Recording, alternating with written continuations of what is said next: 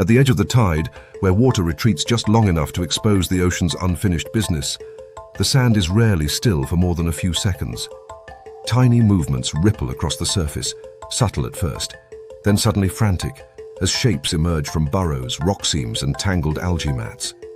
This is where crabs rule, not as noble hunters or elegant predators, but as something far more effective in the long run, opportunistic thieves with impeccable timing and zero shame. They do not stalk in the traditional sense, nor do they wait patiently for a clean kill. They watch, they linger, they exploit distraction. The moment a fish scraps with a rival, a gull drops a shellfish, or a dying organism releases the faintest chemical whisper into the water. Crabs converge from all directions with the single-minded efficiency of creatures that have made a career out of grabbing what someone else failed to protect. Their reputation as petty criminals of the shoreline is earned through behavior that looks almost calculated, even though it is driven by ancient neural shortcuts rather than intention. Crabs are tuned to instability. Anything unattended, injured, cracked, or slowed by exhaustion becomes fair game. A stranded jellyfish, a half-buried clam weakened by low oxygen, a fish carcass rolled in by the surf, or even a meal dropped by a predator mid-fight is instantly transformed into a hotspot of motion. Within moments, legs appear from beneath the sand, claws rise like grappling hooks, and the quiet edge of the beach becomes a swarm. These scenes resemble chaotic robberies rather than feeding events, with individuals shoving, snapping, and dragging fragments away from the center as fast as their sideways gait allows, each crab focused on securing a piece large enough to justify the risk. That sideways movement is not a quirk of anatomy, but a tactical advantage honed by millions of years of survival along complex terrain. Crabs are built for lateral speed because their environment demands it.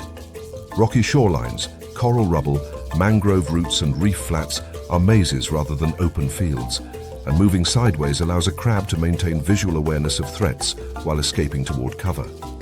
Their legs function like spring-loaded struts, enabling sudden bursts of acceleration that can outpace many fish over short distances and easily leave slower scavengers behind. Once a crab seizes food, the objective is no longer consumption, but extraction. The stolen item must be relocated into a crevice, under a rock, or into a burrow, where the odds of losing it drop dramatically. Recovery is rare because few animals can pursue a crab into its chosen escape route without exposing themselves to danger or getting physically stuck. These getaway routes are not chosen at random. Crabs live in environments riddled with tight spaces that act as natural vaults, spaces too narrow for larger predators or competitors to enter.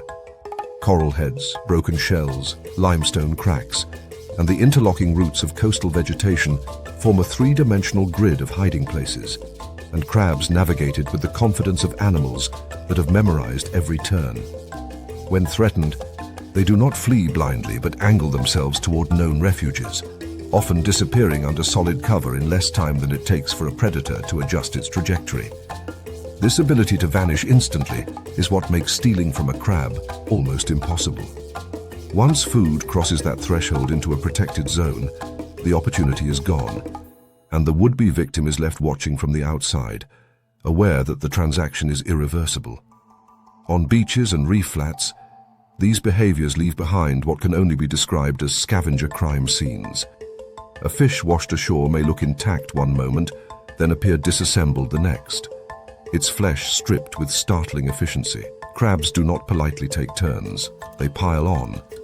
Larger individuals dominate the center, using size and claw strength to claim the best portions, while smaller crabs dart in and out, snatching scraps whenever the dominant ones are distracted. This dynamic creates a feeding frenzy that favors aggression and speed over refinement. Any animal that feeds slowly, hesitates, or relies on delicate extraction is quickly overwhelmed. Snails, worms, and even other crustaceans are shoved aside or torn open, their defenses rendered useless by the sheer number of attackers converging at once. What makes these scenes particularly effective is that crabs are not only responding to sight, but to chemistry. Dying tissue releases amino acids and other compounds into the water and air, forming invisible trails that crabs detect with specialized sensory structures on their antennae and mouthparts. These chemical cues allow them to locate food even when it is buried, hidden under sand or concealed by darkness. A carcass does not need to be visible to trigger a response. It only needs to exist. Once detected, the signal spreads through the local population as individuals follow the same gradient, amplifying the swarm effect and accelerating the cleanup process. In this way, crabs act as the ocean's rapid response unit, eliminating organic waste before it can linger long enough to destabilize the surrounding ecosystem. There is an almost comical detail to how crabs assess potential meals, a behavior that looks suspiciously like checking stolen goods before committing fully to the theft. They probe food with their claws, scrape it with their mouthparts, and manipulate it briefly before deciding whether it is worth the effort. This testing phase serves a crucial biological purpose. Not everything edible is safe, and many marine organisms defend themselves chemically or mechanically. By sampling first, crabs reduce the risk of ingesting toxins or wasting energy on material that offers little nutritional value. The behavior also allows them to break food into manageable pieces, increasing efficiency and reducing the time spent exposed in open areas. What appears playful or greedy is, in reality, a finely tuned cost-benefit analysis performed in seconds.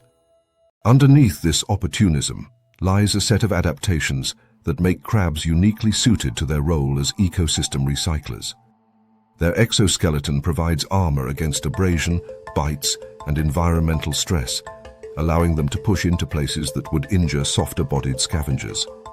Their claws are multifunctional tools capable of crushing shells, tearing flesh, and defending territory, giving them access to food sources that others cannot exploit. Internally, their digestive systems are adapted to process a wide range of materials, from animal tissue to algae and detritus, ensuring that almost nothing edible is off the table. This flexibility is what allows crabs to thrive in habitats as varied as polar shorelines, tropical reefs, deep-sea vents, and freshwater mangroves. Thermoregulation also plays a subtle but important role in their success. Many coastal crabs endure extreme temperature fluctuations as tides rise and fall, exposing them alternately to cold water, warm air, and direct sunlight. Their behavior compensates for physiological limits, with individuals retreating into shaded crevices, burrows, or water pools during peak heat and emerging during cooler periods to feed. This timing aligns perfectly with scavenging opportunities, as many animals succumb to stress during temperature extremes, increasing the availability of weakened or dead organisms. Crabs do not cause these deaths, but they capitalize on them with remarkable consistency. Predator-prey interactions involving crabs often defy simple categorization. They are prey to birds, fish, mammals, and larger crustaceans. Yet they frequently turn the tables on vulnerable individuals from those same groups. A fish stranded in a tide pool may find itself overwhelmed by crabs nipping at fins and eyes, accelerating its demise. Bird chicks that fall from nests near shorelines can attract swarms before rescue is possible. Even predators that successfully kill prey may lose portions of their meal if they fail to guard it continuously. Crabs exploit every lapse, every distraction, every moment of complacency, reinforcing their reputation as relentless opportunists rather than active hunters. Despite this, their impact is overwhelmingly stabilizing rather than destructive. By ensuring that dead and dying organisms are rapidly consumed, crabs prevent the buildup of decaying matter that could fuel harmful bacterial blooms or deplete oxygen levels in shallow waters. Their feeding activity redistributes nutrients back into the ecosystem, enriching sediments and supporting microbial communities that form the base of many food webs. In effect, crabs act as biological janitors, maintaining the health of coastal and reef environments through behavior that looks chaotic but produces order at a larger scale. Even their aggression serves a purpose. Competition among crabs ensures that resources are exploited quickly and efficiently, leaving little behind to rot. This constant pressure shapes the behavior of other species, favoring those that can either defend their food more effectively or consume it rapidly before crabs arrive. Over evolutionary time, this arms race has influenced shell thickness, defensive chemicals, and feeding strategies across a wide range of marine organisms. Crabs are not just participants in these ecosystems, but active drivers of evolutionary change, as the tide returns and water floods back over the sand. The signs of their activity fade quickly. What looked like a battlefield moments earlier becomes smooth and unremarkable, the evidence erased by waves and currents. Yet the absence of remains is itself the proof of their presence. Nothing stays dead and uneaten for long in places where crabs are active, because these animals are always watching, always waiting for the next opportunity to strike. In the grand economy of the ocean, they are the thieves that keep the system running, ensuring that energy never lingers unused, and that every mistake, every death, every lapse in vigilance is swiftly converted into fuel for the next cycle of life.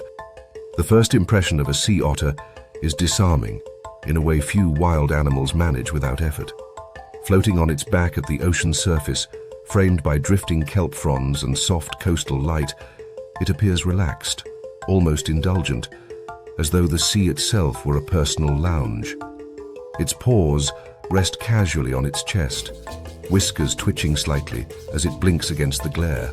Nothing in this posture suggests urgency, danger, or calculation, yet this calm is deceptive. Beneath the surface, both literally and biologically, the sea otter is one of the most effective armed burglars in the marine world, equipped not with speed or size, but with something far rarer among ocean mammals: tools, memory, and the behavioral precision to turn stone into leverage. Sea otters occupy a harsh ecological niche where warmth is expensive, food is armored, and calories are locked behind defenses designed to defeat crushing jaws and piercing teeth. Unlike seals or whales, they lack thick layers of blubber, relying instead on dense fur and constant feeding to fuel their high metabolic demands. This physiological constraint forces them into a relentless cycle of foraging, and it is here that their criminal efficiency emerges. Shellfish dominate much of their diet, including clams, mussels, snails, and sea urchins, all organisms that have survived evolutionary pressure by wrapping their soft tissue in calcium carbonate fortresses. For most predators, these defenses are barriers. For sea otters, they are invitations.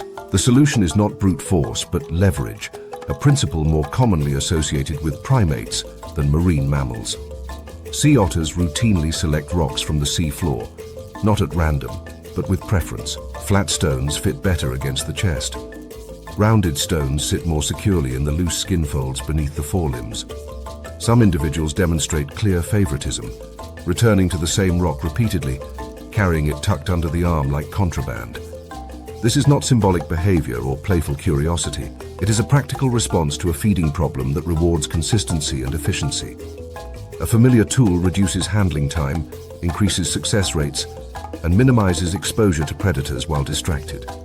When an otter surfaces with prey, the transformation is immediate. The languid floating posture remains, but the behavior sharpens. The shellfish is positioned carefully on the chest, stabilized against fur and bone, while the rock is raised and brought down with controlled force. The cracking is sudden, violent, and precise. A burst of energy followed by immediate stillness. There is no wasted motion. The shell breaks along predictable fault lines. The flesh is extracted, and the fragments are discarded before they attract competitors. This sequence unfolds in seconds, yet it represents the culmination of learned behavior, muscle memory, and problem-solving rarely seen outside a narrow group of animals. The calm expression often noted by observers is not serenity, but focus. Sea otters feed in environments where interruption can be costly. Bald eagles, sharks, and aggressive conspecifics all present potential threats. Efficiency reduces vulnerability. Every second spent fumbling with prey increases risk, and over time natural selection has favored individuals that treat feeding as a practiced routine rather than an improvisation. The result is an animal that appears gentle while performing acts of mechanical destruction with startling competence. This tool use has consequences far beyond individual survival. By accessing food sources that are otherwise well protected, sea otters redirect energy flow within coastal ecosystems. Sea urchins, in particular, are transformed from dominant grazers into controlled prey. Urchins possess formidable defenses of spines and tough tests, and in the absence of otters, their populations can expand rapidly. When unchecked, they strip kelp forests down to bare rock, creating what are known as urchin barrens, biologically impoverished landscapes where few species can thrive. Otters intervene not through sheer numbers, but through targeted pressure, selectively removing urchins and altering their behavior as well as their abundance. The effect is cascading. Kelp forests rebound, forming dense underwater canopies that slow currents, trap sediments, and create habitat for fish, invertebrates, and algae. These forests act as carbon sinks, nurseries, and structural foundations for coastal biodiversity. The otter's role in this transformation is indirect but decisive, earned not through dominance, but through a simple mechanical advantage applied repeatedly over time. A rock in the paw becomes a lever capable of reshaping entire ecosystems. What makes this influence particularly striking is that it arises from individual behavior rather than coordinated group action. Sea otters do not hunt cooperatively in the traditional sense, nor do they communicate strategies across large social networks. Each animal operates independently, yet the aggregate effect of thousands of small feeding events produces landscape-scale change. This highlights a critical ecological principle. Keystone species are not defined by size or strength, but by disproportionate impact. The otter's tool use amplifies its influence far beyond what its body mass would suggest. Memory plays a crucial role in this process. Sea otters exhibit strong sight fidelity, returning repeatedly to reliable feeding grounds where prey is abundant and accessible. This behavior mirrors that of a repeat offender revisiting a proven target, not out of habit, but because the cost-benefit calculation remains favorable. Familiar terrain reduces search time, known crevices hold predictable prey, and previously used rocks are more likely to be recovered.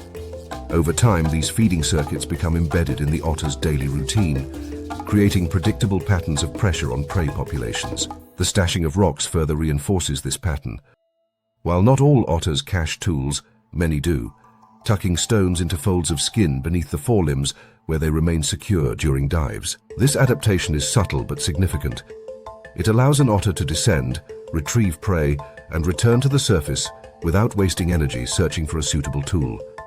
In cold water environments where every calorie counts, this efficiency can mean the difference between survival and starvation.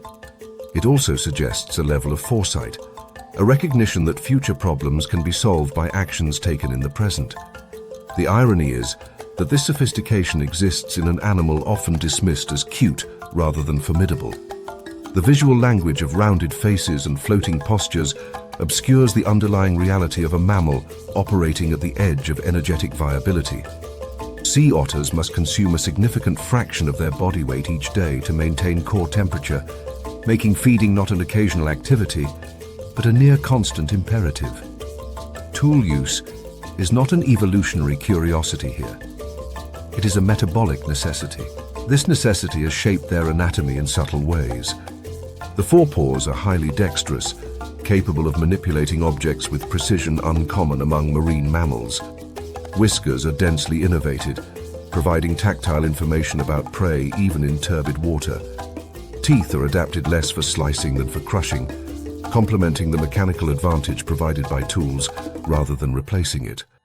Every aspect of the otter's biology aligns with a strategy built around extraction rather than pursuit. Predator-prey dynamics further reinforce this role. While otters are predators, they are also prey, particularly for sharks that patrol coastal waters. The risk of attack increases when otters dive repeatedly in open areas, and so feeding behavior often clusters near kelp beds that provide cover. This association strengthens the feedback loop between otters and kelp forests, as the very habitats they help maintain also offer protection. The relationship is not intentional but emergent, a product of overlapping survival strategies that reinforce one another over time. In regions where sea otters have been removed, either through historical hunting or modern pressures, the absence is immediately visible in the structure of the ecosystem. Urchin populations explode, kelp disappears, and biodiversity collapses. When otters return, the reversal can be equally dramatic, though it unfolds over years rather than days. This temporal scale underscores the cumulative power of small, repeated actions. A single cracked shell means little. Tens of thousands reshape coastlines. The heist analogy holds not because otters steal from others in the literal sense, but because they extract value from places where it is hidden, locked away behind defenses that assume predators lack the means to breach them. By introducing tools into a system dominated by armor, Otters break an evolutionary stalemate. They do not evolve thicker teeth or stronger jaws. They pick up a rock and let physics do the rest.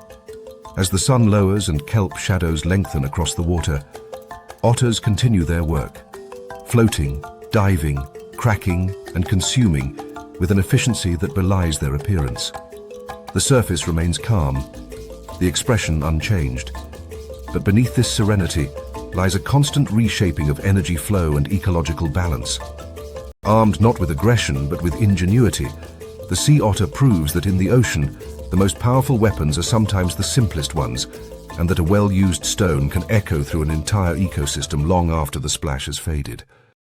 Along the dim gradients of the seafloor, where light thins into green and then into blue, the ocean does not announce its events loudly. Injury, death, and disruption rarely arrive with spectacle. Instead, they leak into the water as chemistry. A torn fin, a cracked shell, a struggling animal exhaling its last bursts of effort all release molecular signatures that drift outward on currents too subtle for human senses to notice. This is the language lobsters live by. Long before scavenging birds circle above or fish dart toward the commotion, lobsters are already moving, guided not by sight or sound, but by invisible trails that cut through the water like scent through air. To understand lobsters is to understand that the ocean's true signals are chemical, and that those who can read them fastest are rewarded disproportionately. A lobster resting beneath a ledge appears inert, almost decorative, its armored body wedged into stone, antennae extended like idle wires. Yet even in apparent stillness, it is sampling its surroundings constantly. Specialized sensory hairs along its antennae and mouthparts are tuned to dissolved amino acids and other compounds associated with damaged tissue. These receptors do not merely detect the presence of food. They register gradients, allowing the lobster to determine direction and intensity. When a chemical trail strengthens on one side of the body, the response is immediate. The lobster pivots, lifts its weight from the substrate, and begins moving with deliberate speed, antennae sweeping rhythmically as it fine-tunes its path. What looks slow by human standards is, in ecological terms, rapid response. This ability turns lobsters into some of the most effective scavengers in the marine environment. They do not need to witness a kill. They do not need to see prey struggling. They only need the aftermath, the molecular residue of chaos. A fish wounded by a predator and escaping into a crevice may believe it has survived, unaware that it is now broadcasting its location. A crab crushed but not fully consumed releases its own chemical announcement. Even the waste left behind by feeding predators becomes an attractant. Lobsters converge not because they are aggressive hunters, but because opportunity leaves a trail, and they are built to follow it. When multiple lobsters detect the same signal, the race begins beneath the surface.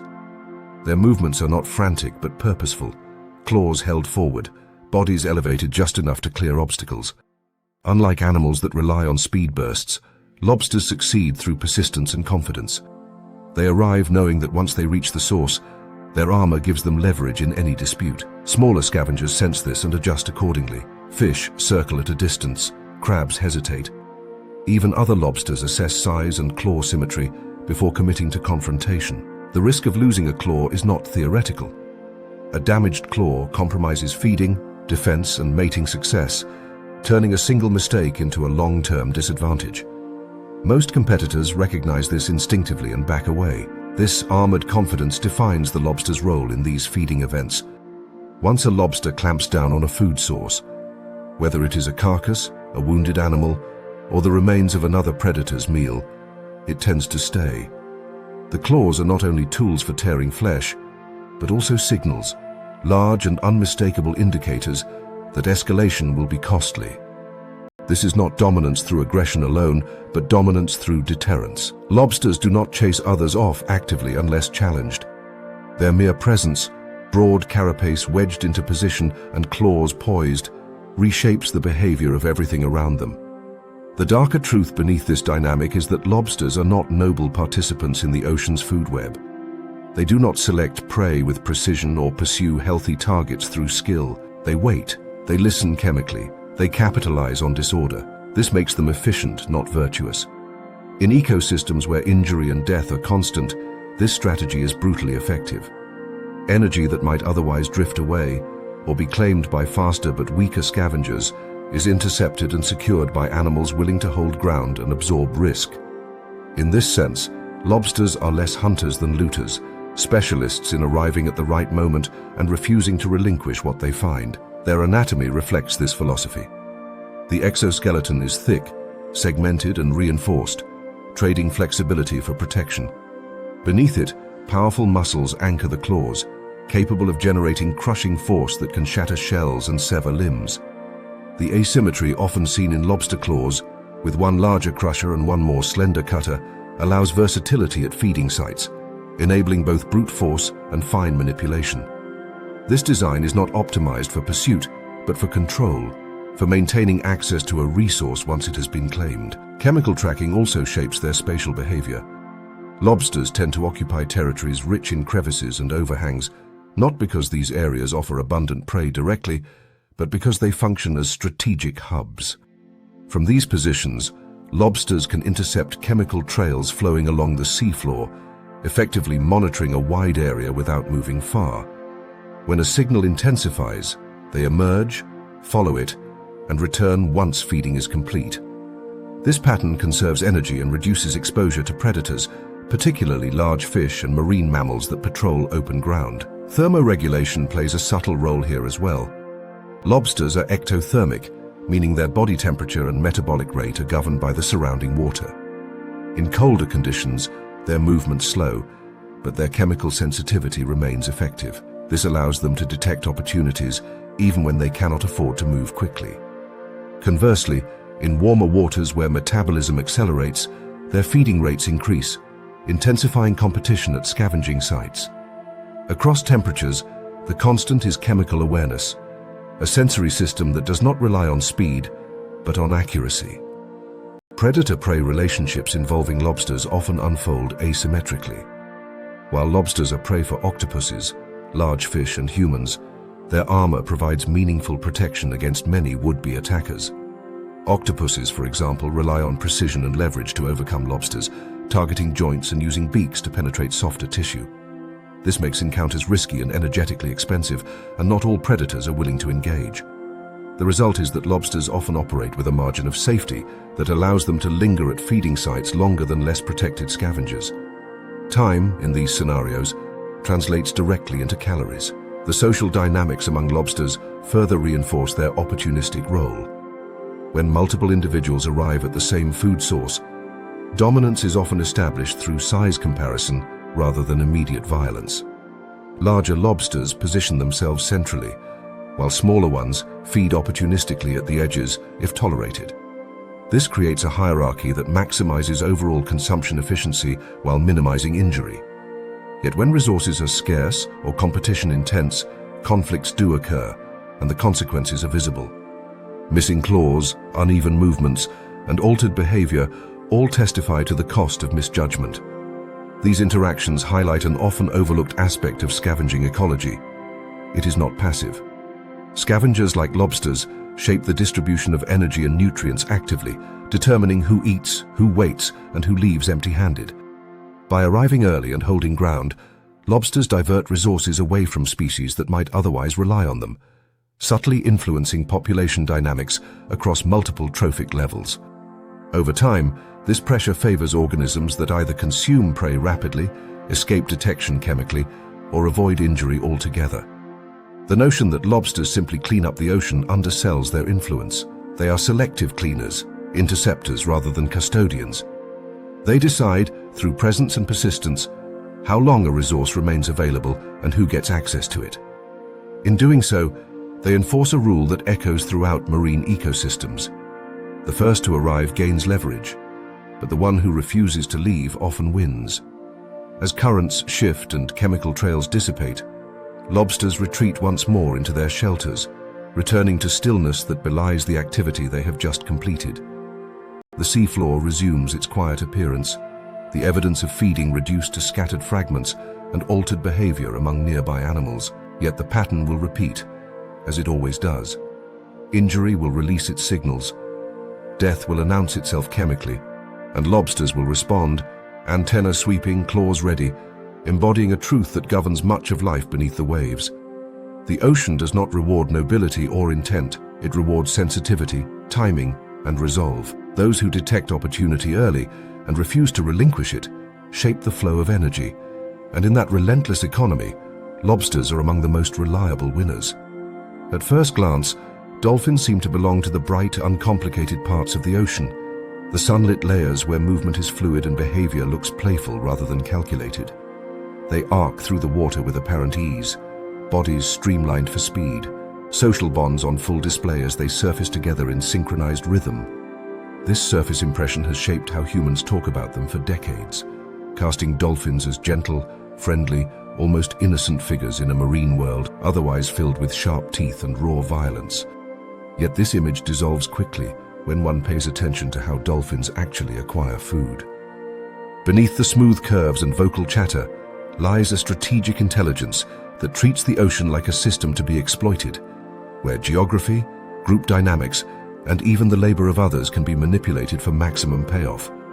Dolphins do not simply chase fish until exhaustion claims one side or the other. That approach wastes energy and exposes individuals to unnecessary risk. Instead, they specialize in shaping chaos, transforming open water into controlled spaces where prey behavior becomes predictable. Coordinated herding is the foundation of this strategy. A pod identifies a school of fish, often midwater species that rely on numbers and speed for protection, and immediately divides roles.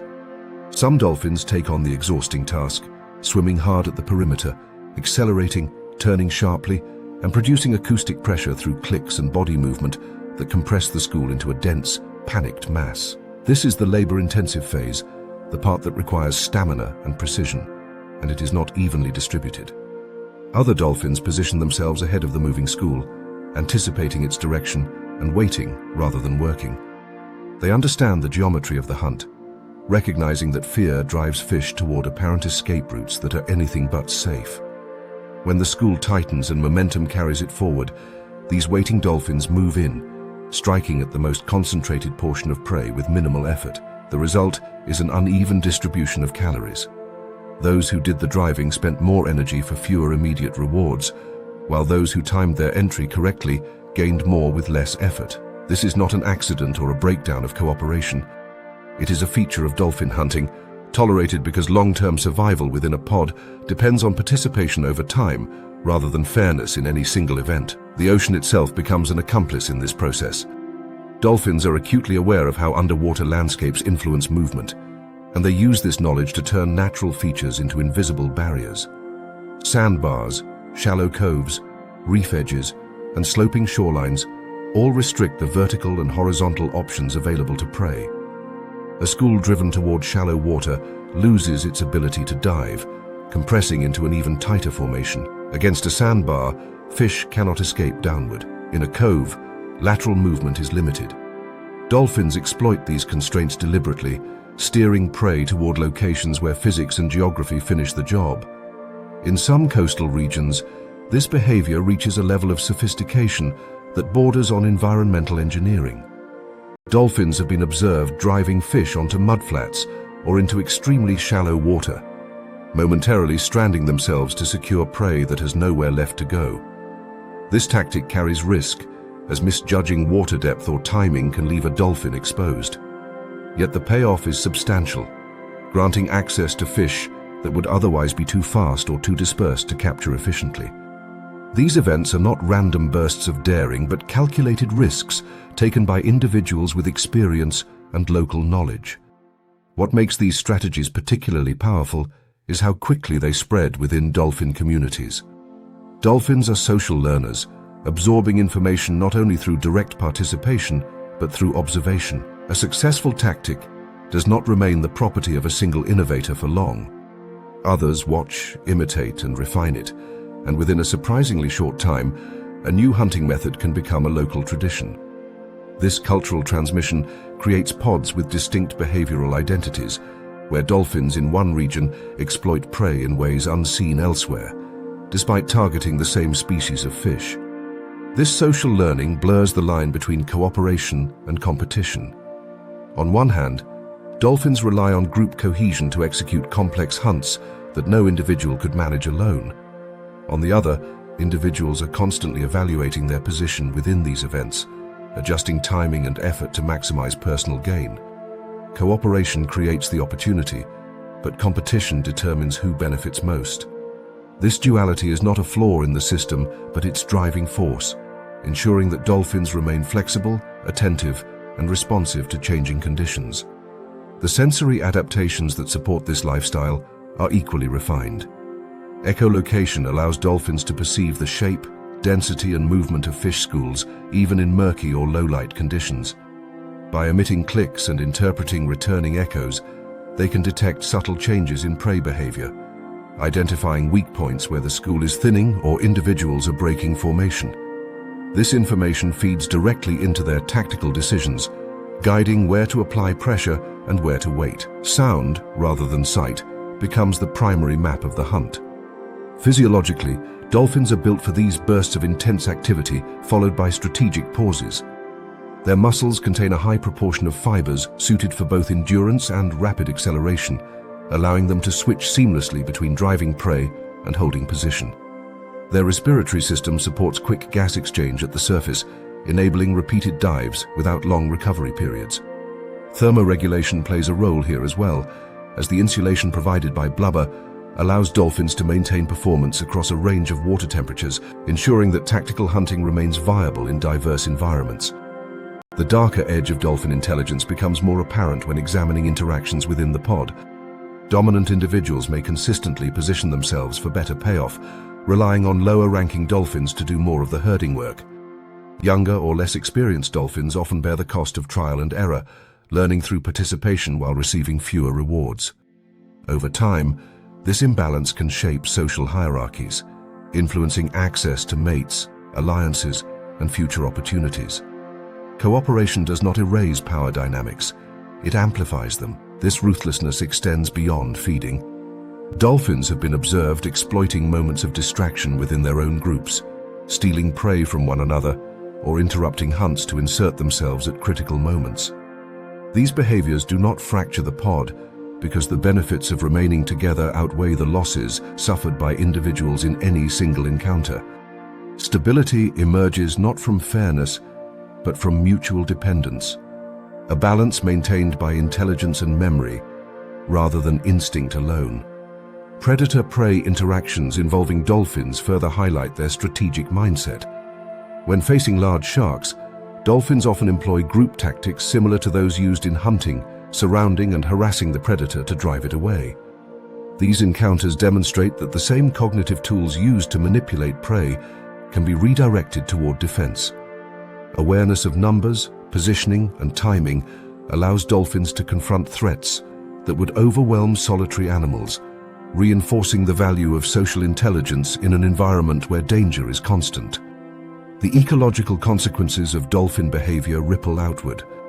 By targeting specific prey species and influencing where and how they are consumed, dolphins shape fish populations and movement patterns. Herded fish expend enormous energy escaping repeated attacks, affecting growth and reproduction even when they survive. In areas where dolphin predation is intense, fish schools may alter migration routes or timing, reshaping local food webs. Dolphins do not simply remove prey from the system, they modify behavior across multiple trophic levels. This capacity to reshape ecosystems without dominating them physically underscores why dolphins occupy such a unique niche. They are not the largest predators, nor the most heavily armed, but their intelligence allows them to punch far above their weight. The ocean rewards those who can read patterns, anticipate responses, and adapt quickly, and dolphins excel at all three. Their apparent playfulness masks a constant evaluation of advantage, a mental calculus that runs beneath every leap and whistle. As the hunt concludes and the pod regroups, the water returns to calm. Fish scatter or disappear, the sand settles, and dolphins resume their fluid travel, bodies cutting clean arcs through the surface. To an untrained eye, nothing about this scene suggests crime or conflict. Yet the aftermath tells a different story, one of calculated exploitation and uneven reward. Dolphins did not simply chase prey. They engineered a situation, delegated effort, exploited terrain, and capitalized on shared knowledge, all while navigating internal competition. The final impression left by these encounters is not one of innocence, but of capability. Dolphins are not sea puppies, stumbling through a friendly ocean. They are strategists operating in a complex environment where success belongs to those who can think several moves ahead. Cooperation is real, but it is sharp-edged, shaped by memory, hierarchy, and self-interest. In a world governed by physics and scarcity, dolphins thrive not because they are kind, but because they are smart enough to turn intelligence itself into a weapon. In the open water above reefs and along steep drop-offs, there is a zone where movement never truly stops, a three-dimensional corridor shaped by currents, light, and the constant migration of smaller fish. It is here that barracudas hold position, suspended with an economy of motion that borders on unnerving. Their bodies remain almost rigid, elongated forms angled slightly upward, tails making only the smallest corrective flicks to counter drift. To a casual observer, this stillness might look passive, even lazy. But it is the posture of an interceptor rather than a chaser. Barracudas do not hunt by wearing prey down. They hunt by predicting where disorder will erupt and placing themselves precisely where escape routes will collapse. The ocean rarely offers clean, isolated encounters. Predation unfolds as layered events where one hunter's attack destabilizes a school and creates opportunities for others. Barracudas have evolved to exploit this reality with ruthless efficiency. They shadow schools of fish from a distance, not close enough to trigger panic, but near enough to remain informed. Their presence alone is often ignored by prey, not because barracudas are harmless, but because fish have learned that sudden movement is more dangerous than quiet observation. A barracuda that does not accelerate is not yet a threat. This tolerance allows it to linger at the edges of busy corridors where reef meets open water, waiting for a different predator to make the first move. When that moment arrives, the change is instant. A reef shark darts through a school, a tuna surges from below, a dolphin pod begins coordinated herding, formation fractures, not entirely but enough. Panic ripples through the mass as individual fish break alignment, each trying to outrun the perceived center of danger. This is where most prey die, not because the original attacker is perfectly precise, but because fear dismantles the collective defense that schooling provides. Barracudas do not initiate this chaos, they intercept its consequences. The theft mechanism is simple and devastating. Panic creates isolates. A single fish, or a small cluster, veers off at a slightly different angle, loses synchronization, or hesitates for a fraction of a second. Barracudas are tuned to these micro-failures.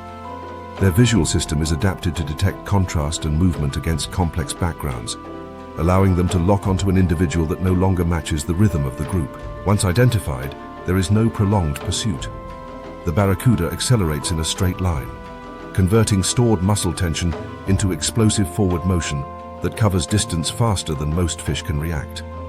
This acceleration is not sustained speed but burst power, a biomechanical decision that aligns perfectly with interception. Barracudas possess long, streamlined bodies with a high proportion of fast-twitch muscle fibers, allowing them to achieve remarkable velocity over short distances. Their tails generate powerful thrust, while their stiff bodies minimize energy loss through lateral flexing. The result is a strike that appears almost instantaneous, a sudden blur followed by absence. The prey is not chased down. It is removed from the system before it fully understands what has happened. Teeth complete the equation. Barracuda dentition is not designed for crushing or prolonged biting. Their teeth are long, sharp, and blade-like, angled to slice and grip rather than grind. When a barracuda strikes, the goal is not to wrestle or subdue, but to secure and disengage. A clean grab minimizes handling time, reducing the risk of interference from other predators or scavengers. In the confusion of a multi-species feeding event, speed of extraction is more valuable than dominance. Barracudas specialize in taking what they can and leaving before the situation becomes crowded. Their preferred positions reinforce this strategy.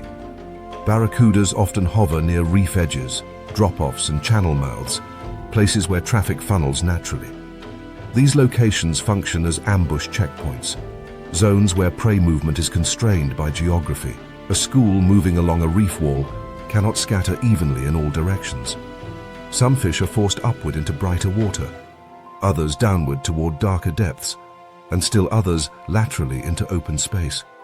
Barracudas place themselves where these escape paths intersect, maximizing the chance that panic will deliver prey directly into their strike zone. This spatial awareness is not accidental. Barracudas exhibit strong sight fidelity, returning repeatedly to the same hunting corridors because the physics of water flow and prey movement remain consistent over time. Currents carry plankton, plankton attracts small fish, and small fish draw larger predators. By anchoring themselves to these predictable patterns, barracudas reduce uncertainty and increase encounter rates without expending unnecessary energy. Waiting becomes a form of hunting, and patience is rewarded more reliably than pursuit. Sensory adaptations support this lifestyle. Barracudas rely heavily on vision, with large eyes positioned to provide excellent forward focus. Their ability to judge distance and speed allows them to time strikes precisely, even in complex visual environments filled with flashing scales and shifting light. Unlike predators that rely on smell or sound to locate prey, barracudas exploit the moment when prey becomes visually isolated, standing out against the background because its movement no longer matches the collective pattern.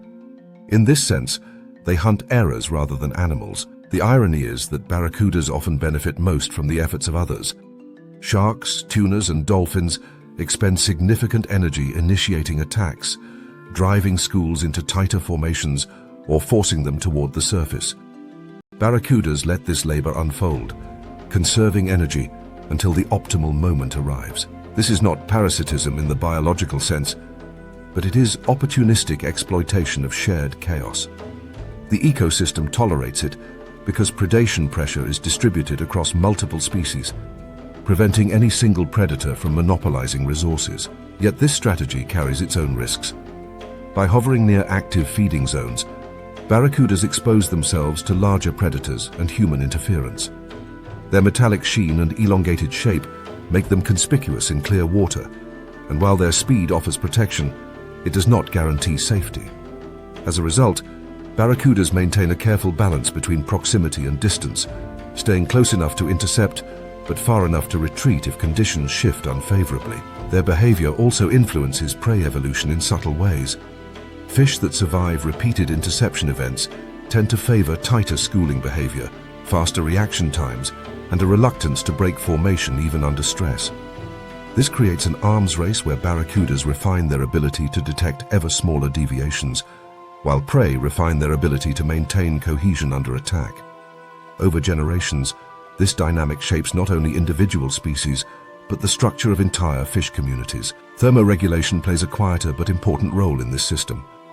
Barracudas are most active in warmer waters where muscle performance and reaction times peak. In these conditions, burst acceleration becomes more effective, and interception success increases. Seasonal changes in water temperature can shift barracuda distribution, aligning their presence with periods when prey density and metabolic efficiency overlap. Migration, in this context, is less about long-distance travel and more about tracking zones of optimal interception. Despite their fearsome appearance, barracudas rarely engage in prolonged combat. Their success depends on avoiding it. A fair fight wastes time and increases injury risk. Interception allows them to sidestep this entirely, removing prey before competition escalates. This preference reinforces the chapter's central truth.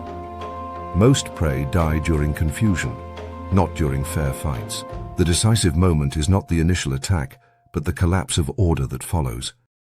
As feeding events conclude and schools regroup or disperse, barracudas return to stillness, resuming their watch along the same invisible highways. The water clears, the frantic motion subsides, and only subtle shifts in population numbers hint at what has occurred.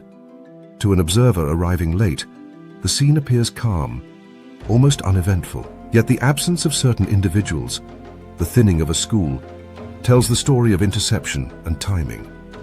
Barracudas do not dominate through endurance or cooperation. They dominate through precision and restraint. By positioning themselves where chaos passes through rather than where it begins, they minimize effort and maximize gain.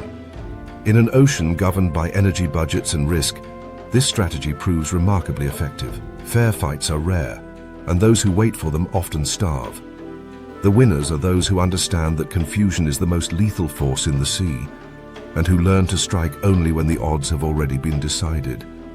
The tiger shark moves through the ocean with a confidence that feels almost indifferent to outcome, as though success is not something to be chased, but something expected to appear eventually. Its body cuts a slow, deliberate line along reef edges, channel mouths, and shadowed drop-offs, where water deepens abruptly and light begins to fail. These are not random paths. They are boundaries, ecological seams where different worlds touch and where mistakes accumulate. Injured fish drift outward from reefs. Exhausted turtles surface awkwardly after long dives. Carcasses sink or float along current lines.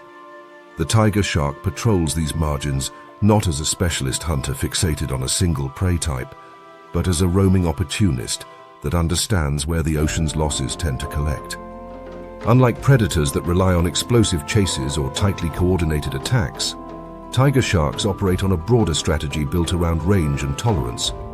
Their movements resemble patrols more than hunts, slow arcs through productive zones where the probability of encountering vulnerability is consistently high. Channels funnel water and organisms alike, concentrating scents and silhouettes into predictable routes. Drop-offs act as sorting points where weak swimmers lose altitude and stronger ones escape upward. Reefs generate constant background noise of life and death as predators strike, prey flee, and fragments drift away. Tiger sharks exploit this structure by arriving after the work has already been done, or while it is still unfolding. This is where the idea of ecological theft becomes relevant, not as moral judgment, but as description of energy flow. Tiger sharks frequently feed on prey that has already been compromised by another force, whether that force is predation, injury, exhaustion, or simple bad timing. A dolphin chase leaves stragglers. A reef shark attack leaves blood and confusion. A storm leaves debris and stunned animals scattered across shallow flats. Tiger sharks do not need to initiate these events. They only need to recognize them and arrive with enough confidence to claim what remains. Their sensory dominance makes this possible. Tiger sharks are exceptionally comfortable in environments where clarity breaks down, where suspended sediment, low light, or turbulent water interfere with vision. While other predators hesitate in murk, tiger sharks advance. Their sensory system does not rely on a single channel. Vision, smell, electroreception, and lateral line sensitivity all contribute to a composite understanding of their surroundings. Chemical cues disperse through water columns, especially along edges where currents shift. Electrical signals leak from stressed muscles. Pressure waves reveal struggling movement. The tiger shark reads these signals simultaneously, constructing a picture of opportunity even when visibility is poor. This ability grants them access to situations others avoid. Shallow bays clouded by runoff, estuaries thick with sediment, and near-shore zones churned by waves are often dismissed as inefficient hunting grounds by predators dependent on sight. Tiger sharks treat these areas as extensions of their buffet line. Here, prey species are often navigating unfamiliar conditions, balancing salinity changes, reduced visibility, and altered current patterns. Mistakes increase. Reaction times slow. Injuries go unnoticed until they are too severe to manage. Tiger sharks thrive in these breakdown zones because rules that protect prey elsewhere begin to fail. Their anatomy supports this generalist strategy. Tiger sharks possess robust, broad bodies capable of sustained cruising rather than short bursts alone.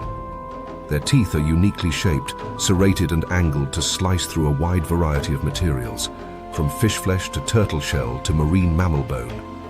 This versatility allows them to exploit almost anything edible they encounter. They do not need prey to be perfectly positioned or sized. They can process what others cannot, turning diversity itself into an advantage. The tiger shark's stomach contents reflect this flexibility. While other predators show narrow dietary specialization, tiger sharks consume fish, rays, turtles, seabirds, and carrion with little apparent discrimination. This is not lack of preference but adaptation to unpredictability. In an environment where opportunity arrives unevenly, the ability to extract calories from nearly any source ensures survival across changing conditions. Range replaces precision. Confidence replaces planning. Their patrol routes often overlap with the aftermath of other predators' successes. A reef shark may kill or wound prey within the reef structure, leaving fragments that drift outward along current lines. Tiger sharks moving parallel to the reef intercept these remains with minimal effort. Even when prey is still alive, injury slows reaction time and disrupts escape behavior. Tiger sharks capitalize on this vulnerability not through speed alone but through presence. Their approach is often unhurried, yet decisive, because they are not racing against another hunter. They are arriving at a moment when resistance has already been reduced. This dynamic reshapes predator-prey interactions across ecosystems. The presence of tiger sharks alters how other predators feed, not because of direct competition, but because leftovers rarely persist. Carcasses disappear quickly. Injured animals that might otherwise recover are removed. This pressure reduces the window during which weakness can be exploited by smaller scavengers, concentrating energy transfer upward. Tiger sharks act as terminal collectors in many systems, absorbing losses that would otherwise diffuse across multiple trophic levels. Thermoregulation plays a subtle role in enabling this wide-ranging behavior. Tiger sharks tolerate a broad range of temperatures, allowing them to patrol across latitudes and depths where thermal gradients shift dramatically. Warm surface waters fuel metabolic activity, while cooler depths slow it, creating natural rhythms in movement and feeding. Tiger sharks adjust without abandoning their core strategy. They remain mobile, tracking productive zones as they shift seasonally, following prey migrations and storm-driven changes in habitat structure. Their migration patterns are less about strict routes and more about flexible loops, repeated circuits that align with seasonal abundance. Coastal regions rich in prey during certain months draw tiger sharks in, while less productive periods see them move outward or along different edges. This constant movement reinforces their role as opportunists rather than ambush specialists. They do not wait for prey to come to them. They pass through enough environments that prey eventually appears. Socially, tiger sharks are largely solitary, which further aligns with their feeding strategy. Cooperation is unnecessary when success depends on individual range and tolerance rather than coordinated effort. Solitary movement reduces competition and allows each shark to exploit opportunities independently. When multiple tiger sharks converge on a food source, interactions are brief and cautious, with individuals asserting space through body language rather than prolonged conflict. The goal is acquisition, not dominance. The confidence associated with tiger sharks often translates into boldness around unfamiliar objects and situations. They investigate debris, unusual shapes, and unfamiliar scents with curiosity rather than fear. This behavior has earned them a reputation for unpredictability, but biologically, it reflects a strategy that rewards exploration. In a dynamic ocean, novelty often accompanies opportunity. Storms introduce new materials. Human activity creates new edges and disturbances. Tiger sharks respond by expanding their buffet rather than narrowing it. This adaptability has ecological consequences. By removing injured or weakened animals, tiger sharks influence population health, indirectly favoring traits associated with resilience and caution. Prey species exposed to tiger shark presence may alter movement patterns, avoiding certain edges or times of day when patrols are common. These behavioral shifts ripple outward, affecting grazing pressure, reef structure, and nutrient cycling. Tiger sharks do not need to hunt constantly to exert influence. Their mere presence reshapes decision-making across species. The final truth of tiger shark strategy is its simplicity. They do not require perfect information or precise timing. They do not need coordinated partners or elaborate ambushes. They rely on scale, tolerance, and confidence, covering enough ground and accepting enough uncertainty that opportunity becomes inevitable. In an ocean defined by variability, this approach is remarkably effective. As daylight fades and currents shift, tiger sharks continue their slow patrols along the same ecological edges. Reefs exhale fragments of activity. Channels carry the residue of struggle. Drop-offs collect the tired and the unlucky. The shark passes through it all, unhurried, unbothered, equipped to capitalize whenever chance presents itself.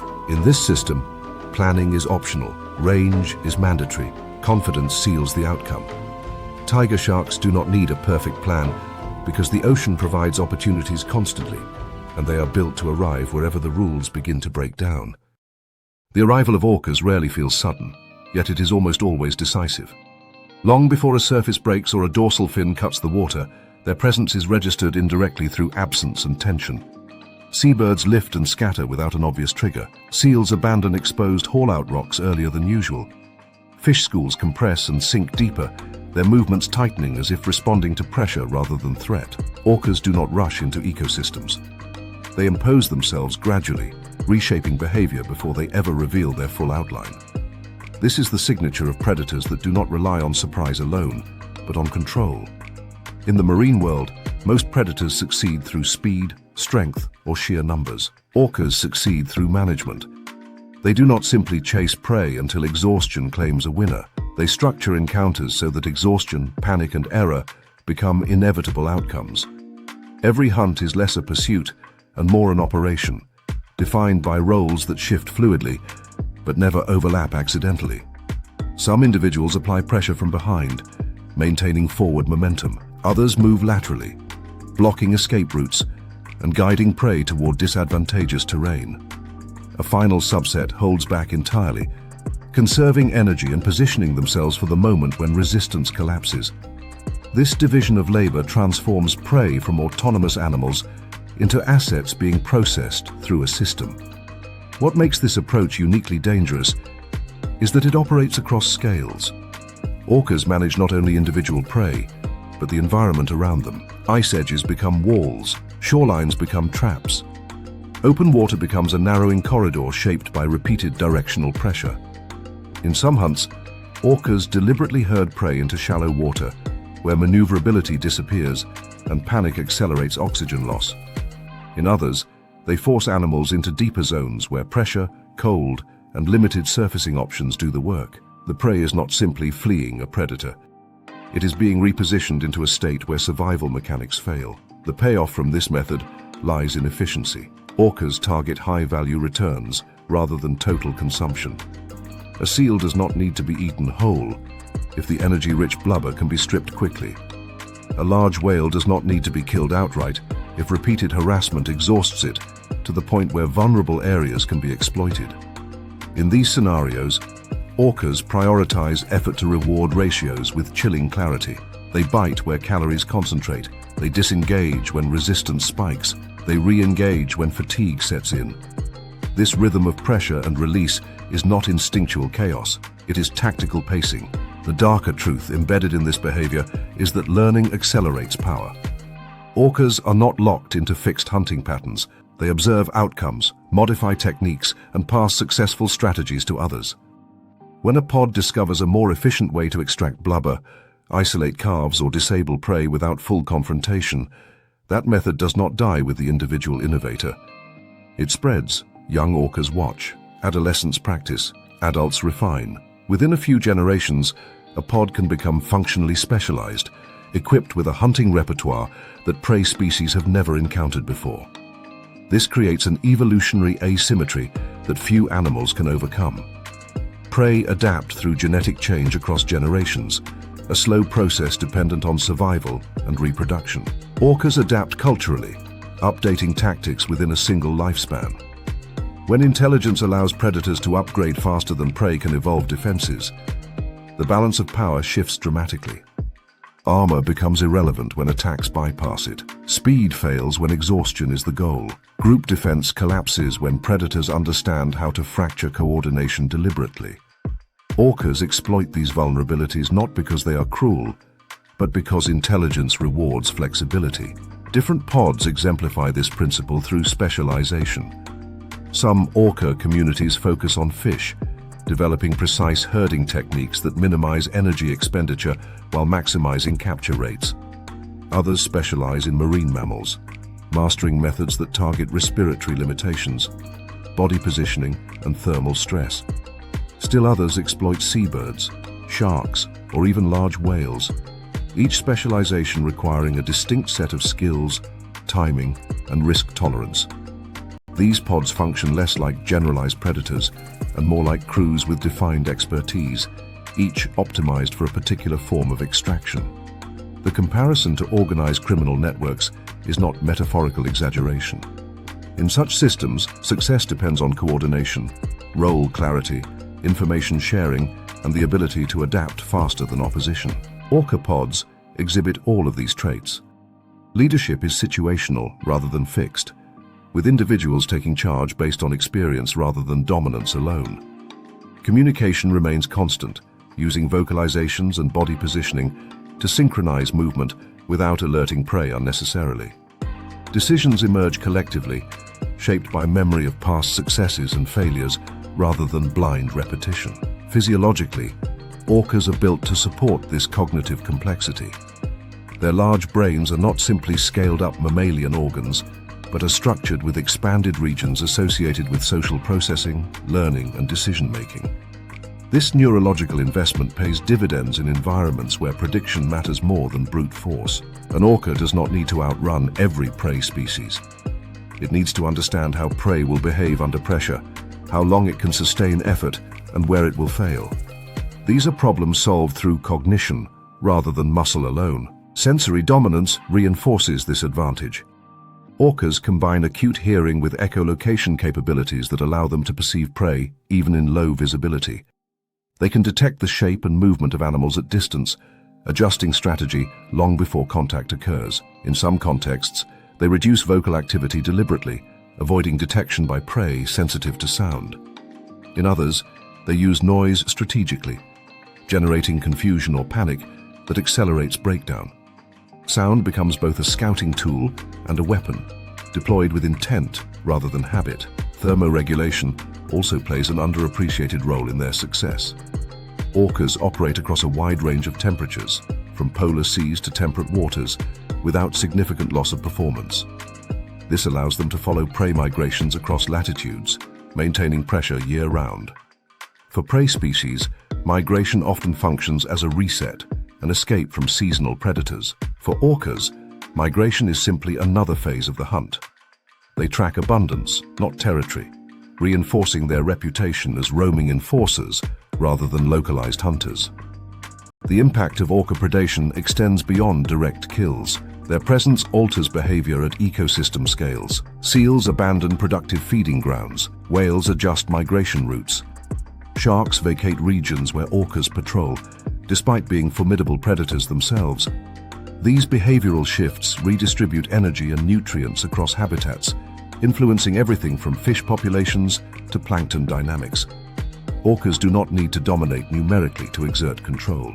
Their intelligence amplifies their influence, turning presence into pressure. This influence is not always immediately visible. Often it manifests as absence. A reef once crowded with seals becomes quiet. A migration corridor sees fewer calves survive the journey.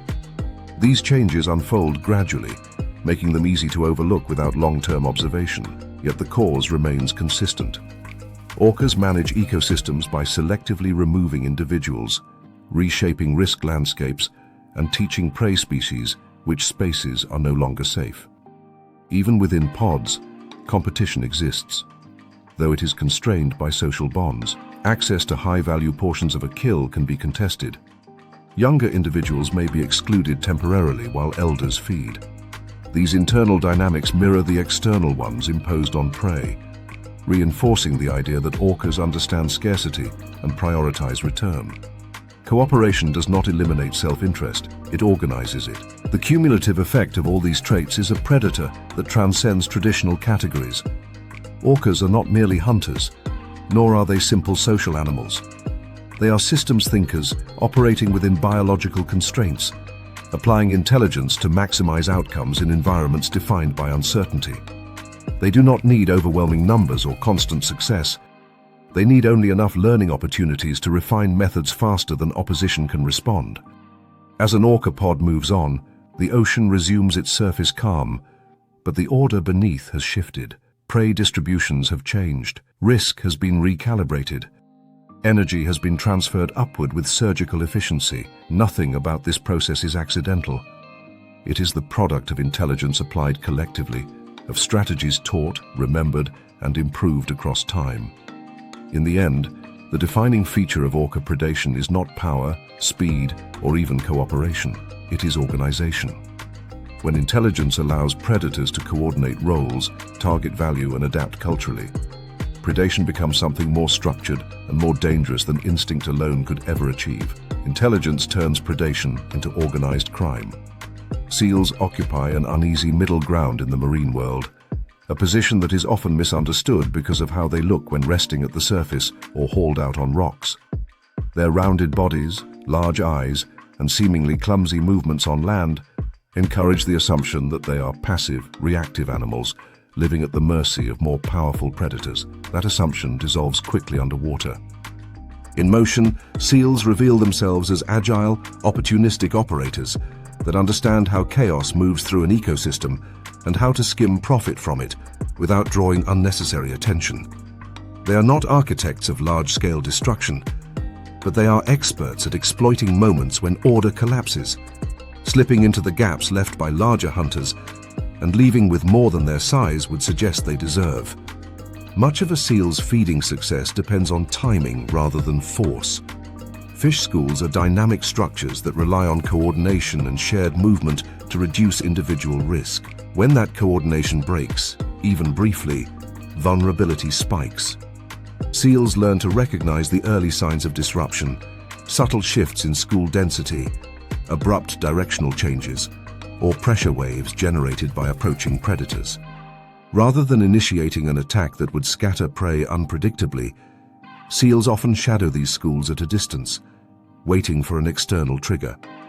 A larger predator enters, perhaps a shark accelerating from depth, or a dolphin pod beginning to herd. Panic spreads, and fish surge outward from the center of danger. This is where seals move in. The technique is less a chase than a series of rapid interceptions. As panicked fish burst from the school, seals dart in from oblique angles, snatching individuals that have lost alignment with the group. These are not prolonged pursuits. A seal's body is built for sudden, tight turns, with flexible spines and powerful rear flippers that allow sharp directional changes without significant loss of speed. A bite is delivered, the fish secured, and the seal retreats immediately, often back into deeper or darker water where visibility drops and pursuit becomes costly for others. The entire interaction may last only seconds, but the payoff is substantial relative to the energy invested. This behavior resembles pickpocketing more than predation in the traditional sense. Seals do not attempt to dominate the feeding event. They skim its edges, extracting value while avoiding the central chaos where larger predators collide. Their agility is their advantage.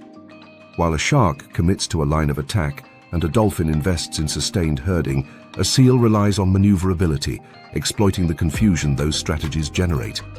Fast turns, rapid acceleration over short distances, and the ability to reverse direction instantly allow seals to take advantage of openings that vanish almost as soon as they appear. Sensory adaptations reinforce this strategy. Seals possess highly sensitive whiskers capable of detecting minute changes in water movement, allowing them to track fish even when visibility is poor. These vibrissae function as motion sensors, picking up the hydrodynamic trails left by swimming prey. In the turbulence created by a feeding event, where bubbles, sediment, and overlapping movements obscure vision, this tactile sense provides a decisive edge. A seal can locate a fleeing fish without seeing it clearly, intercepting paths that would otherwise remain hidden. The irony is that seals often benefit most from hunts they did not initiate and could not sustain on their own. Larger predators flush prey from cover, break defensive formations, and create the very conditions seals require to feed efficiently. This does not make seals dependent in a simplistic way, but it does place them firmly in the category of opportunists. They are tuned to moments of instability, arriving not to escalate conflict, but to capitalize on it. In ecosystems where chaos is frequent, this strategy pays reliably. Yet this same opportunism exposes seals to the other side of the equation. Just as they exploit disorder, they become targets when their own routines grow predictable. Seals rely on escape routes and habitual behaviors that are well known to their predators. Haul-out sites, where seals leave the water to rest, thermoregulate, or avoid aquatic threats, become focal points for ambush.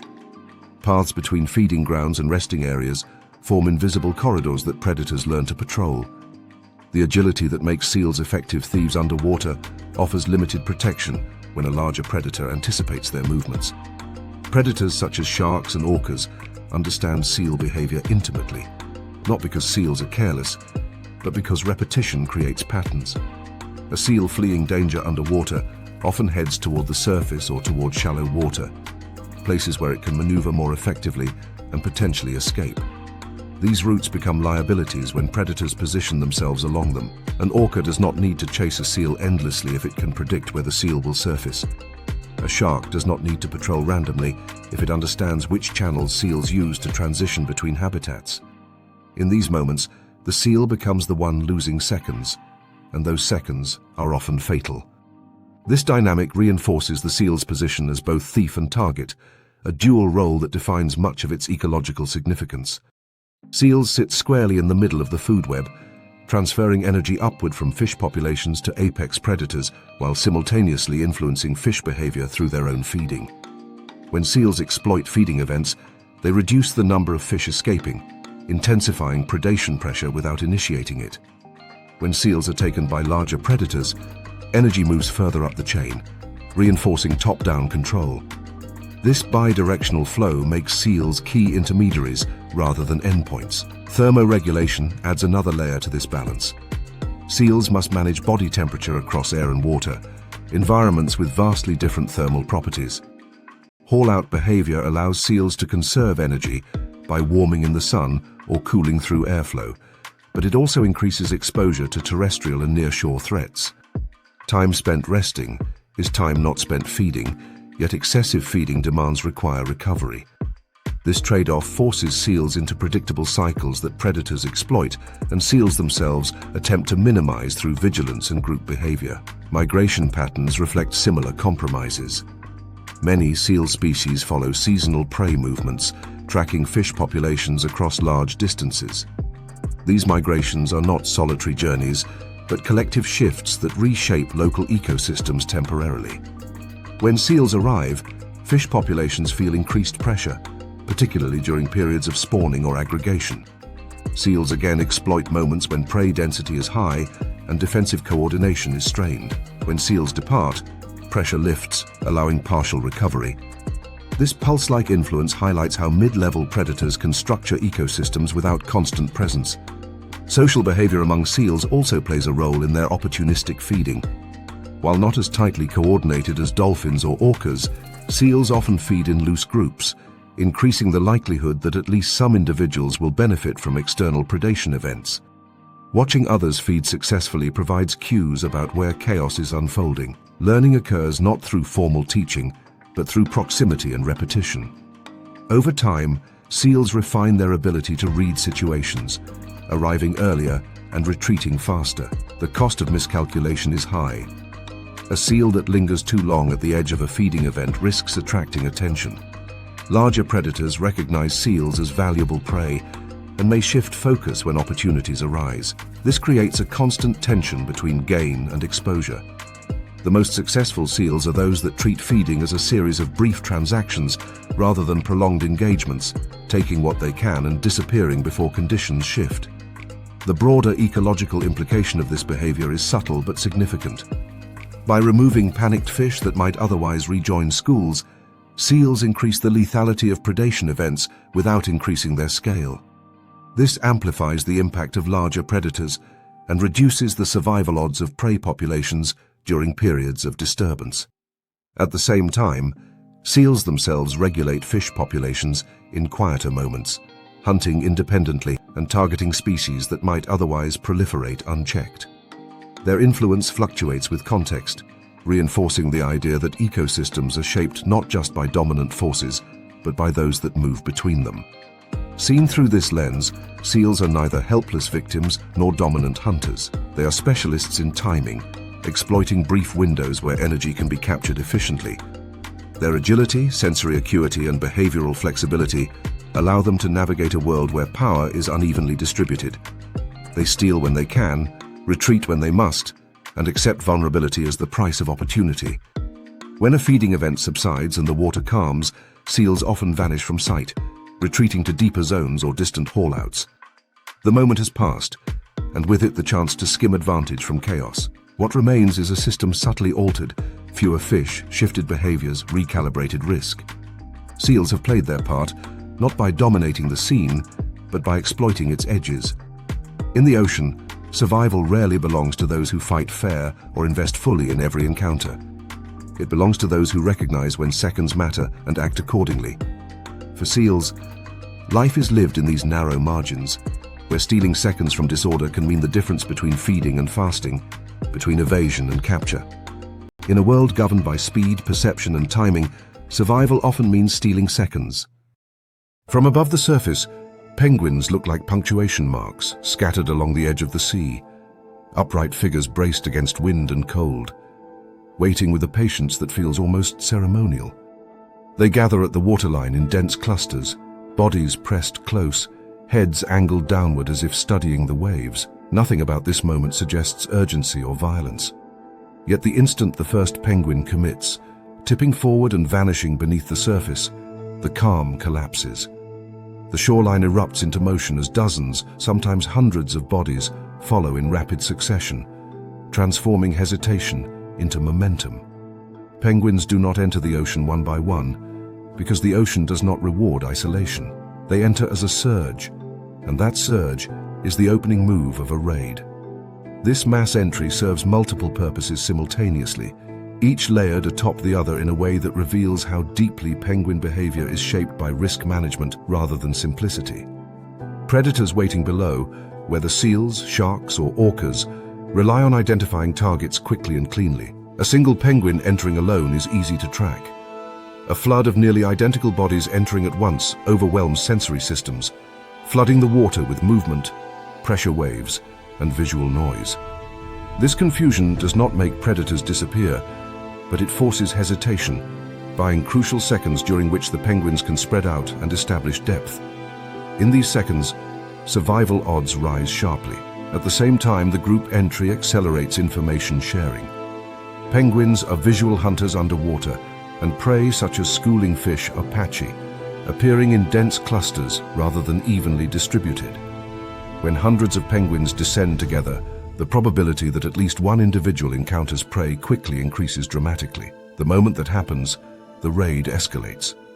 Other penguins notice abrupt changes in movement, sudden accelerations, and directional shifts, cues that signal food has been located. What begins as a defensive maneuver becomes an offensive one, as discovery by one bird turns into opportunity for many. This transformation from safety tactic to feeding frenzy happens almost instantly. Penguins do not communicate verbally underwater in ways that coordinate hunts formally. Instead, they rely on behavioral contagion. A penguin that encounters a fish school alters its swimming pattern, tightening turns and increasing stroke frequency. Nearby birds pick up on this deviation and converge. Within moments, a loose formation becomes a dense swarm, bodies streaking through the water in intersecting paths as fish scatter in all directions. The raid has begun in earnest. The crowd effect dominates this phase. Penguins are not cooperating in the sense of dividing prey equitably or taking turns. They are competing aggressively, racing to intercept fish before others do. Beaks snap rapidly, bodies collide. Individuals cut across one another's paths without hesitation. The goal is not to maintain group harmony, but to secure calories as efficiently as possible before the opportunity evaporates. Fish schools are dynamic, compressing and dispersing under pressure, and a feeding event may last only moments. Penguins that hesitate lose. This internal competition is the hidden cost of group foraging. While entering the water together reduces individual predation risk initially, it also creates intense rivalry once food is located. Stronger, faster penguins with better diving endurance gain disproportionate rewards, while smaller or less experienced individuals are pushed to the margins of the feeding swarm. These marginal positions are dangerous. Fish density is lower, and escape routes are less predictable. Penguins forced to chase stragglers expend more energy for fewer returns, compounding disadvantage over time. Physiologically, penguins are built to thrive in this chaos. Their bodies are streamlined torpedoes, wings transformed into stiff flippers optimized for underwater propulsion. Dense bones reduce buoyancy, allowing rapid descents without constant effort. Muscles are adapted for bursts of speed rather than sustained cruising, matching the short, explosive nature of feeding events. Oxygen storage in blood and muscle supports repeated dives in quick succession, letting penguins rejoin the frenzy again and again with minimal surface recovery. Thermoregulation underpins all of this. Cold water extracts heat rapidly, and penguins counter this loss with layers of insulating feathers and a high metabolic rate fueled by constant feeding. Raids are not optional indulgences, but necessities. A penguin that fails to secure enough food cannot simply wait for better conditions. Energy deficits translate quickly into reduced body temperature, slower reactions, and increased vulnerability. The pressure to feed efficiently intensifies competition within the group, reinforcing the riotous nature of penguin foraging. Predators understand this dynamic intimately. Just as penguins exploit the confusion of fish schools, their predators exploit the confusion of penguin raids. The same mass movement that overwhelms predator senses during entry becomes a liability once the birds are dispersed and focused on feeding. Penguins chasing fish are less aware of their surroundings. Their attention narrows, reaction time slow. Predators position themselves at the edges of the frenzy, targeting individuals that lag behind, surface alone, or become separated during rapid directional changes. This is where the trade-off becomes stark. Safety in numbers is real, but it is conditional. It protects against immediate detection and reduces the probability of being singled out during entry. It does not eliminate risk, and it does not protect those who fall out of sync. Penguins that surface too early, dive too late, or fail to maintain proximity to the group become conspicuous targets. Predators do not attack randomly. They select the penguins that lose rhythm. The evolutionary consequences of this pressure are visible in penguin behavior across species. Tight synchronization during entry and exit, rapid response to group movement, and an instinctive drive to rejoin others after separation all reduce individual risk. At the same time, these same traits intensify competition for food, ensuring that only those capable of keeping pace reap the full benefits. Penguins exist in a constant tension between cooperation and rivalry, their survival dependent on balancing both without fully committing to either. Migration patterns amplify this dynamic on a larger scale. Many penguin species travel long distances between breeding colonies and feeding grounds, timing their movements to coincide with seasonal prey abundance. When they arrive, they do so en masse, overwhelming local fish populations temporarily.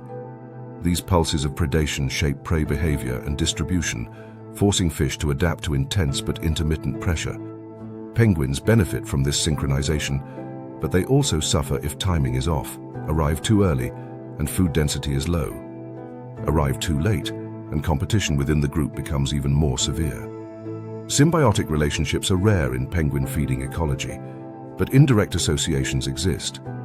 The presence of larger predators often signals prey availability, and penguins may trail these hunters at a distance, ready to exploit the chaos they create. This is not cooperation, but opportunism, similar to seals exploiting larger hunters. Penguins recognize that disturbance increases vulnerability, and they insert themselves where probability peaks. Again, discovery by one becomes opportunity for many. The sensory world of a penguin underwater is finely tuned to this lifestyle. Vision dominates, with eyes adapted to function across dramatic changes in light intensity. Above water, penguin eyes are optimized for air. Below, they adjust rapidly to refractive differences, maintaining clarity during fast movement. This adaptability allows penguins to track individual fish within dense schools and navigate crowded feeding events without catastrophic collisions. Still, mistakes happen, and injuries are not uncommon, a reminder that riotous feeding carries costs. The aftermath of a raid is often invisible from the surface. Penguins emerge sporadically, some with bulging stomachs, others with little to show for the effort. Energy intake is uneven, reflecting the competitive nature of the frenzy. Over time, these disparities influence reproductive success, chick survival, and individual lifespan. Penguins that consistently secure better feeding positions invest more in offspring, reinforcing selection for speed, coordination, and aggression within the bounds of group tolerance. Yet despite the violence and competition, penguins continue to rely on collective action. The ocean is too dangerous, too unpredictable for solitary strategies to dominate. A lone penguin is easy prey and an inefficient hunter. The group amplifies strengths and mitigates weaknesses, even as it introduces new risks. This balance has persisted because it works more often than it fails. When a raid ends and penguins regroup near the surface, the transformation is striking. The same birds that moments earlier were colliding and competing now float calmly, preening feathers and aligning themselves for the return to shore. The riot subsides, replaced by a fragile truce enforced by necessity rather than harmony. The ocean does not care about fairness, and penguins have learned to navigate that indifference by embracing controlled chaos. To human observers, penguins remain symbols of innocence and charm, their upright posture and social behavior inviting affection. Underwater, that image dissolves. Their feeding is frantic, competitive and unforgiving, driven by physics, physiology and risk rather than sentiment. Penguins survive not by avoiding chaos, but by entering it together, exploiting it briefly, and escaping before it turns against them. They are cute, undeniably, but their feeding is a riot, and only those who can keep pace within it endure. An octopus does not announce itself in the reef. There is no rush of water, no flash of silver, no explosion of movement to signal that something lethal has arrived. Instead, the reef changes subtly, in ways that are easy to miss unless you know what absence looks like. A crab vanishes from beneath a ledge without a struggle. A snail shell appears where none existed before, freshly cleaned, its interior polished smooth. A hole that once held movement now holds silence. Octopuses operate beneath the threshold of drama, and that is precisely why they are so effective. Their predation is not a chase, but an intrusion. Not a pursuit, but an extraction. A slow-motion burglary carried out in plain sight, yet rarely noticed until it is already complete. The octopus lives in a world defined by crevices, shadows, and negative space. Reefs are not flat environments, but labyrinths, full of cracks, tunnels, and blind pockets where vision loses authority. Most predators struggle here. Bodies get stuck. Speed becomes useless. Prey disappears into spaces too small or too complex to follow. The octopus turns this limitation into its primary hunting ground. Its soft body flows into holes that would trap any rigid animal. Bones do not dictate its shape. Instead, muscles and connective tissue allow it to compress, elongate, and reform endlessly, converting the reef's defensive architecture into a map of opportunity. Extraction begins with contact rather than sight. An octopus does not need to see prey to know it is there. Each arm is lined with hundreds of suckers, and each sucker contains its own sensory network, capable of tasting and feeling independently. These suckers do not merely grip, they sample. Chemical receptors detect the faint signatures of living tissue, while mechanoreceptors register subtle movement or resistance. As an arm slides into a crevice, it explores actively, bending, twisting, and probing in multiple directions at once. The octopus does not commit its entire body to a hunt. It sends feelers first, minimizing risk while gathering information. This decentralized sensory system is one of the most alien aspects of octopus biology. Control does not flow strictly from the brain outward. Instead, each arm processes information locally, making decisions in real time. One arm can investigate a crack, while another manipulates debris, and a third holds the body steady, all without conscious oversight from a central command. For prey, this creates an impossible scenario. Danger does not arrive as a single event. It arrives piecemeal, as a sensation in the dark, a pressure that tightens suddenly, a grip that forms before the prey's nervous system has time to register alarm. Crabs experience this acutely. A crab tucked safely beneath a rock believes itself protected by armor and distance. It expects threats to approach from outside, where eyes and claws can respond. Instead, a soft arm appears behind it, wrapping gently at first, then tightening with controlled force. There is no chase, no collision, no warning sprint. The crab is simply removed from its shelter, pulled backward into darkness. Its defenses, optimized for frontal confrontation, never come into play.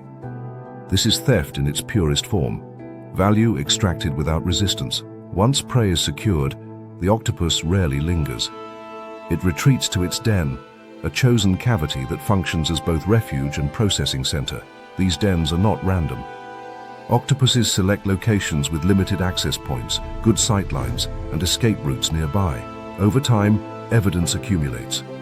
Shells pile up outside the entrance, discarded remains of crabs, snails and clams arranged unintentionally but unmistakably.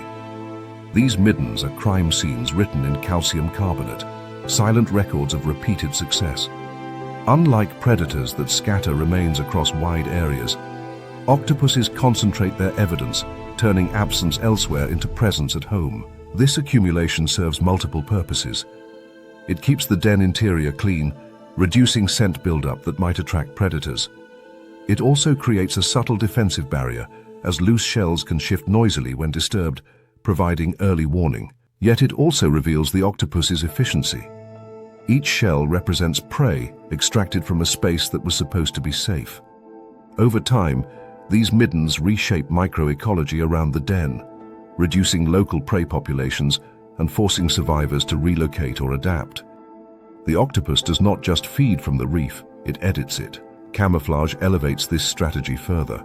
Octopuses do not rely on speed to close distance, they rely on invisibility. Specialized skin cells allow rapid changes in color, texture, and brightness, enabling an octopus to blend seamlessly into coral rubble, sand, or algae-covered rock. This is not passive background matching, it is dynamic deception. The octopus adjusts as it moves, maintaining concealment even while crossing contrasting substrates. Visibility becomes a weapon rather than a liability. Prey that relies on sight to detect danger sees nothing unusual until contact is already made. Debris use adds another layer. Octopuses have been observed manipulating shells, stones, and fragments of coral, carrying them short distances to create cover or block den entrances. This behavior is not tool use in the classic sense, but it reflects problem-solving capacity. By altering their immediate environment, octopuses reduce exposure and increase control. An approaching predator may see only an irregular pile of rubble, unaware that the pile can move, split, and vanish within seconds. In these moments, the line between animal and environment dissolves. Thermoregulation plays a quieter role in octopus predation. As ectotherms, octopuses are sensitive to temperature changes, which influence metabolism and reaction speed. Rather than fighting this limitation, they align activity with optimal conditions. Hunts intensify during periods when water temperature supports rapid muscle contraction and neural processing. During colder periods, octopuses reduce movement, relying more heavily on ambush and extraction rather than active exploration. This flexibility ensures efficiency across fluctuating conditions, reinforcing the strategy of patience over pursuit. Predator-prey interactions involving octopuses often end before they begin. Fish that would outrun an octopus in open water rarely encounter it there. Crustaceans that could fight back never see the grip forming. Even well-defended prey such as clams are not safe. Octopuses can drill small holes into shells using a combination of mechanical abrasion and enzymatic secretion, injecting venom that relaxes muscles and allows easy extraction. This process is slow but reliable, another example of investment over impulse. The octopus does not waste energy prying endlessly. It dismantles defenses methodically. This methodical approach extends to learning. Octopuses are capable of remembering locations where extraction has been successful and returning repeatedly until resources are depleted. They recognize individual prey types, adjusting technique accordingly. A crab requires a different grip than a snail. A bivalve demands patience rather than force. Over time, an octopus refines its burglary toolkit, optimizing arm movements, grip strength, and timing. This learning happens within a single lifespan, granting octopuses an adaptive speed that prey cannot match genetically. The darker implication is that octopus intelligence compounds its effectiveness. An animal that can learn, remember, and adjust does not rely on static ecological relationships. It rewrites them. Prey species evolve defenses slowly, across generations. Octopuses respond within weeks. A crab that alters hiding behavior may evade extraction temporarily, but the octopus will explore deeper, probe longer, or approach from a new angle. This asymmetry favors the burglar, not the barricade. Despite this, octopuses are not invulnerable. Their soft bodies make them susceptible to predators when exposed. Sharks, moray eels, and even dolphins can overpower an octopus if it is detected in open water. This vulnerability reinforces their reliance on stealth and structure. The octopus does not gamble on speed or confrontation. It minimizes risk by choosing when and where interactions occur. The reef becomes both shield and hunting ground, its complexity weaponized through intelligence and flexibility. Ecosystem consequences ripple outward from this behavior. By selectively removing certain prey species, octopuses influence local population structures. Crab densities shift, grazing pressure changes. Algal growth patterns adjust in response to altered herbivore presence. These changes are localized but significant, demonstrating how a single, intelligent predator can sculpt its environment without dominating it numerically. The octopus does not need to be everywhere. It needs only to be effective where it resides. Even reproduction reflects this strategic economy. Many octopus species invest heavily in a single reproductive event, with females guarding eggs for extended periods without feeding. This sacrifice underscores the efficiency required during the rest of life. Every successful extraction matters. Energy wasted chasing prey is energy unavailable for growth, camouflage maintenance, or reproduction. The burglary model supports this life history, favoring precision and certainty over spectacle. When an octopus abandons a den, the evidence remains. Shell piles persist long after the animal has moved on, silent testimony to a period of occupation. New prey may eventually recolonize the area, unaware of the previous threat. The reef heals slowly, memory erased by time and currents. Somewhere nearby, another crevice becomes home, and the process begins again, unnoticed until absence accumulates once more. In the end, the octopus embodies a form of predation that feels unsettling precisely because it avoids the rules humans expect. There is no chase, no contest of strength, no visible struggle. There is infiltration, contact, removal. The reef does not witness violence, it witnesses subtraction. One organism disappears, and another grows stronger. This is why the octopus inspires unease alongside admiration. Its intelligence does not manifest as cooperation or spectacle, but as quiet efficiency. It does not need speed, armor, or numbers. It needs access and time. In a world built on hiding places, the octopus is the one animal that turns shelter itself into a liability. The reef's best burglar does not crash through defenses or announce intent. It reaches in gently, pulls value from darkness, cleans up after itself, and leaves behind only shells and silence. It has 8 hands, no patience for fairness, and 0 remorse. In the shallow coastal zones where light fractures into shifting bands and the seafloor is broken by sand ripples, seagrass, and scattered rubble, visibility becomes unreliable. Shapes blur, edges dissolve, and motion is harder to interpret than in the open water above. This uncertainty is not a flaw in the environment but a feature, and few animals exploit it as completely as cuttlefish. They do not hunt by revealing themselves and then accelerating toward prey. They hunt by never fully appearing at all.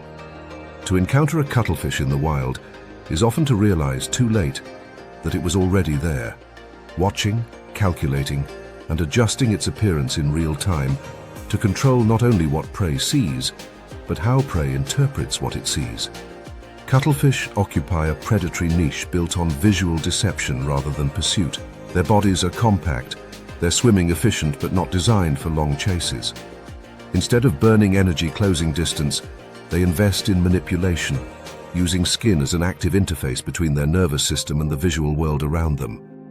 At rest, a cuttlefish can vanish against the substrate so completely that its outline ceases to exist, replaced by a convincing imitation of sand grains, shell fragments, or algae shadows.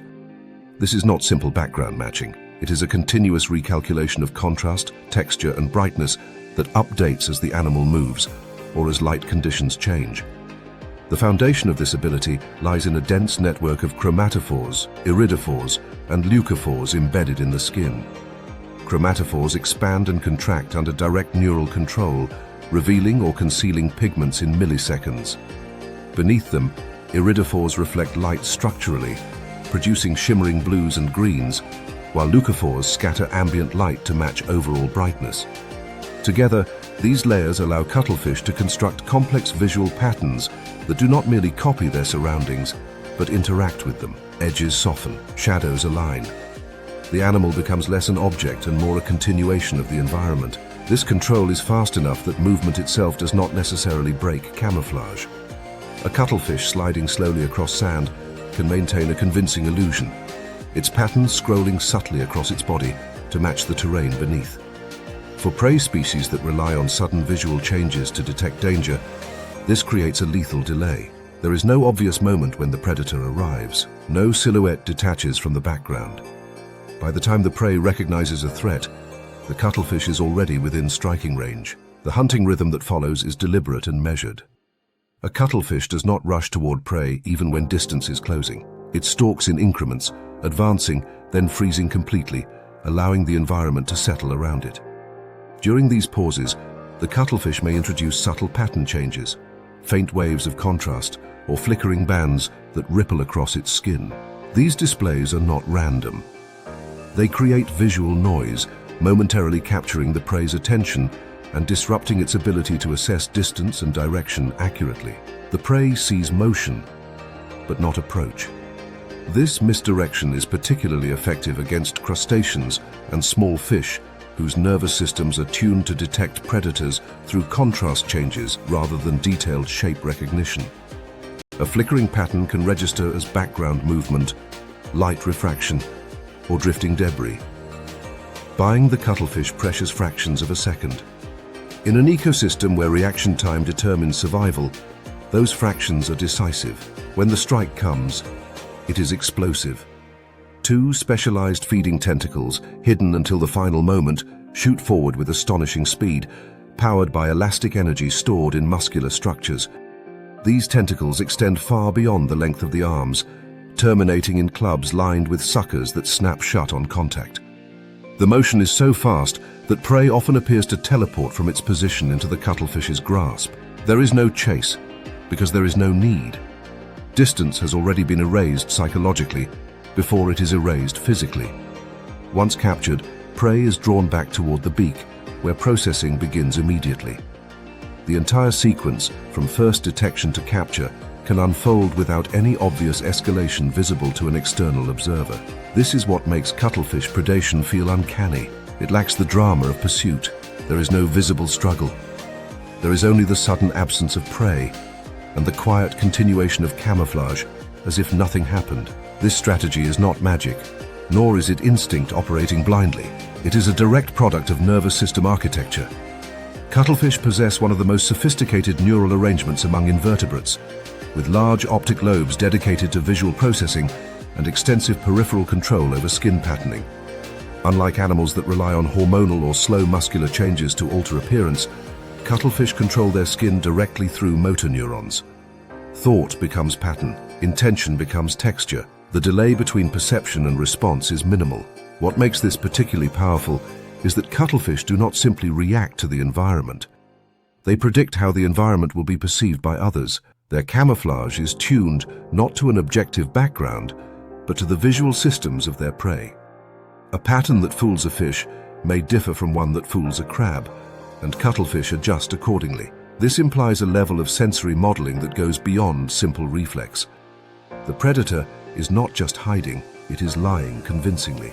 Deception extends beyond camouflage into body posture and movement. A cuttlefish may angle its arms and fins to break up recognizable outlines, mimicking the irregular shapes of seaweed or debris. It may align itself with current flow, drifting just enough to match the motion of surrounding particles. Even eye position, often a giveaway in camouflaged animals, can be partially obscured through shading and patterning. The result is a predator that does not announce presence through form, only through consequence. Thermoregulation supports this style of hunting by enabling fine motor control across a range of temperatures. As ectotherms, cuttlefish are sensitive to water temperature, which affects nerve conduction speed and muscle performance. Rather than forcing activity during suboptimal conditions, they adjust behavior, slowing movements and relying even more heavily on deception when reaction speed is reduced. In warmer conditions, strikes become faster, pattern changes more dynamic, but the underlying strategy remains unchanged. Control precedes contact. Cuttlefish feeding behavior also reflects a preference for minimizing exposure. Prolonged chases increase visibility and attract attention from larger predators. A cuttlefish engaged in a fast pursuit is no longer invisible. By limiting high-speed movement to fractions of a second, cuttlefish reduce the time they are detectable as active hunters. After a strike, camouflage resumes almost immediately, erasing the event from the visual landscape. Predators that might exploit feeding commotion find nothing to follow. This approach shapes predator-prey interactions in subtle ways. Prey species living alongside cuttlefish often show heightened sensitivity to ambiguous visual cues, reacting to flickers and shadows that might otherwise be ignored.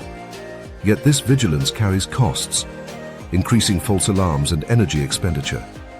Over time, such pressure can alter feeding patterns and habitat use even without high predation rates. The presence of deception changes behavior long before mortality does. The learning capacity of cuttlefish reinforces this influence. Individuals can refine hunting techniques through experience, adjusting displays and timing based on success or failure. A flicker that works on one species may fail on another, and the cuttlefish adapts. This flexibility allows them to exploit a wide range of prey without specializing narrowly. While they may favor certain targets, they are not locked into a single method. Appearance becomes a toolkit rather than a fixed disguise. The cost of this strategy is vulnerability when deception fails. A cuttlefish detected early is poorly equipped for prolonged escape. Its swimming is efficient but not exceptional, and its soft body lacks armor. This reinforces the necessity of precision. There is little margin for error. Success depends on maintaining control of perception until the final moment. In this sense, cuttlefish predation is high stakes but low frequency, favoring quality over quantity. Ecosystem effects follow accordingly. Cuttlefish remove prey selectively, often targeting individuals that fail to detect subtle cues or react too slowly. This exerts pressure on sensory acuity and behavioral caution rather than sheer speed or strength. Over time, prey populations may shift toward heightened alertness, shorter foraging bouts, or different habitat preferences. These changes ripple outward, affecting grazing pressure, sediment turnover, and even plant growth in shallow systems. The visual theater of cuttlefish camouflage has led humans to romanticize it as artistry or illusion. In reality, it is closer to applied neuroscience. Every pattern is a calculation. Every flicker is a test. Every freeze is a deliberate pause designed to let prey misinterpret reality. There is no empathy in this process, no hesitation born of doubt. There is only optimization. As daylight fades and shadows lengthen across the seabed, cuttlefish often become even harder to detect. Contrast softens, colors mute. The line between animal and environment blurs further. Somewhere within that ambiguity, a predator is already positioned, skin tuned to the angle of the light, arms poised but unmoving. A fish passes nearby, unaware that its visual field already contains the shape of its own mistake. When the strike occurs, it is not dramatic. There is no pursuit, no prolonged struggle, no visible escalation.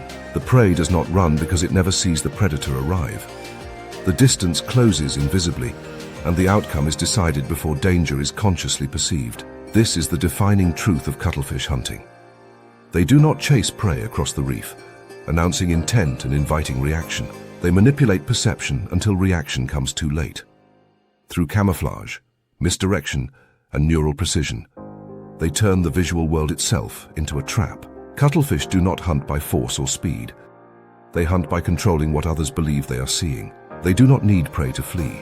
They need prey to hesitate, to misjudge, to stay just long enough. They do not chase prey. They trick prey into staying. In the dim gradients of the seafloor, where light thins into blue and then into something closer to absence, movement becomes expensive. Every flick of a fin costs energy that may never be recovered. Every chase risks revealing position to something larger, faster, or hungrier.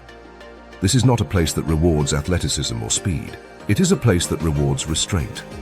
Few animals embody this reality more completely than the monkfish, a predator that has refined the art of deception until movement itself becomes optional.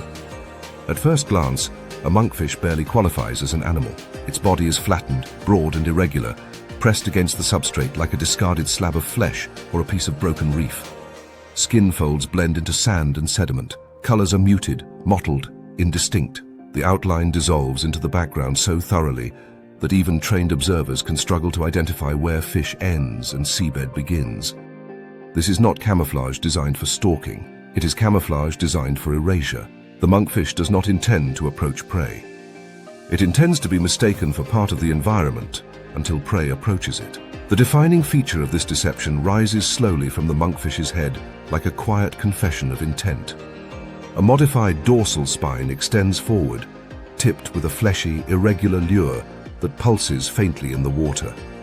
In the blue gloom of deeper habitats, this lure glows softly, reflecting ambient light or producing subtle bioluminescence, depending on species and depth. To passing fish and crustaceans, it does not read as danger, it reads as food, a drifting worm, a struggling shrimp, a small, edible mistake waiting to be exploited. This is bait fraud in its purest form. The lure is not an accessory, it is the primary hunting tool. The monkfish broadcasts a false signal that taps directly into the sensory priorities of prey. Small fish and invertebrates in low-light environments are constantly scanning for opportunity, not only to avoid starvation, but because food appears sporadically and unpredictably. The lure exploits this pressure. It does not need to look perfect. It needs only to suggest nourishment strongly enough to trigger investigation. What makes this tactic devastating is not the lure alone, but the monkfish's absolute commitment to stillness. Unlike ambush predators that tense and track prey with subtle adjustments, monkfish remain motionless to a degree that borders on inert. Fins do not twitch, eyes do not swivel dramatically, the body does not rise or angle forward. Every unnecessary movement is suppressed. In an environment where prey species are hypersensitive to vibration and pressure changes, this stillness removes the final warning signs that might prompt retreat. Energy economics drive this behavior. In the deep and mesophotic zones where many monkfish live, calories are scarce and unpredictable. A chase that fails is not merely inefficient, it is dangerous. The monkfish solves this problem by shifting all energetic investment to the final moment. It saves energy not by being faster, but by not moving at all until success is nearly guaranteed. Hours may pass between strikes, days in some cases. The monkfish waits because waiting costs almost nothing. As prey draws closer, the illusion holds. The lure dances gently, animated by subtle muscle control and the movement of surrounding water. The monkfish itself remains a featureless mass. To the approaching animal, the environment appears unchanged except for the presence of food. This is the critical moment. Prey does not flee danger it cannot identify. It advances. The strike that follows is not a bite in any conventional sense. It is a mechanical event more akin to a trap door opening. The monkfish's mouth is enormous relative to its body, hinged and elastic, capable of expanding with astonishing speed. When triggered, the jaws open so rapidly that they create a sudden drop in pressure, sucking water and prey inward before the prey can even react. Teeth do not seize the victim first, physics does. The prey is engulfed, swallowed by a vacuum that collapses just as quickly as it forms. This mechanism is brutally efficient. There is no pursuit, no struggle, no escape route. The prey does not feel teeth closing around it. It feels the world disappear. The monkfish's jaws snap shut, and the deception ends as abruptly as it began. Energy expenditure is concentrated into a fraction of a second, converting hours of waiting into a successful capture with minimal risk. Mouth mechanics make this possible. Flexible jaw joints, expandable skin, and powerful muscles allow the monkfish to ingest prey nearly as large as itself. This capability further reinforces its opportunistic strategy. The monkfish does not discriminate carefully among prey sizes. Anything that fits inside the mouth and triggers the feeding response is fair game. In environments where meals are rare, selectivity is a liability. Sensory adaptations support this lifestyle quietly but decisively.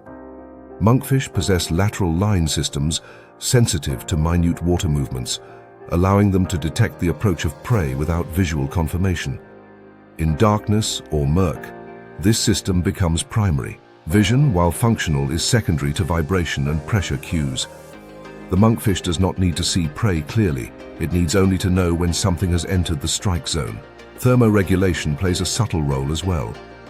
As ectothermic animals, monkfish operate at the mercy of surrounding temperatures. Colder water slows metabolism and reaction times, which would cripple active hunters. For monkfish, this is an advantage. Slower metabolism extends endurance during long waiting periods, reducing energy demands even further. The ambush strategy aligns perfectly with the physiological constraints of cold, deep water. Predator-prey interactions around monkfish rarely produce obvious disturbances. There is no chase to alert others, no explosion of scales or frantic movement. One animal simply disappears.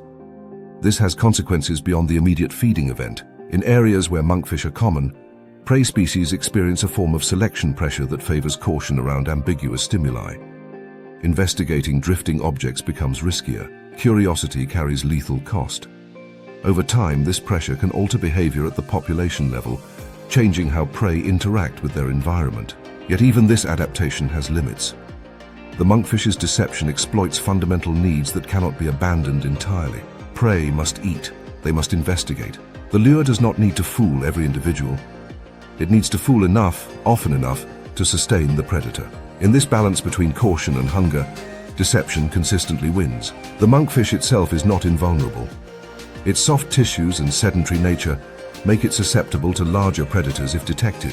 Sharks, marine mammals, and large benthic hunters can and do consume monkfish.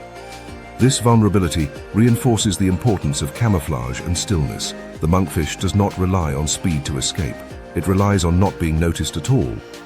Even after feeding, it often remains in place, resettling into the substrate, erasing the evidence of the event. This erasure extends to the ecosystem.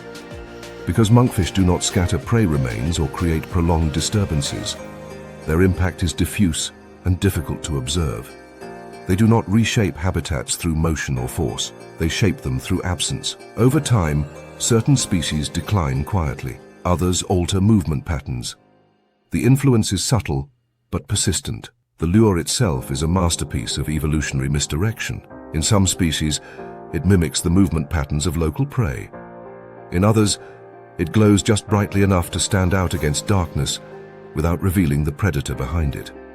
This tuning suggests fine-scale adaptation to specific environments, reinforcing the idea that monkfish deception is not generic, but targeted.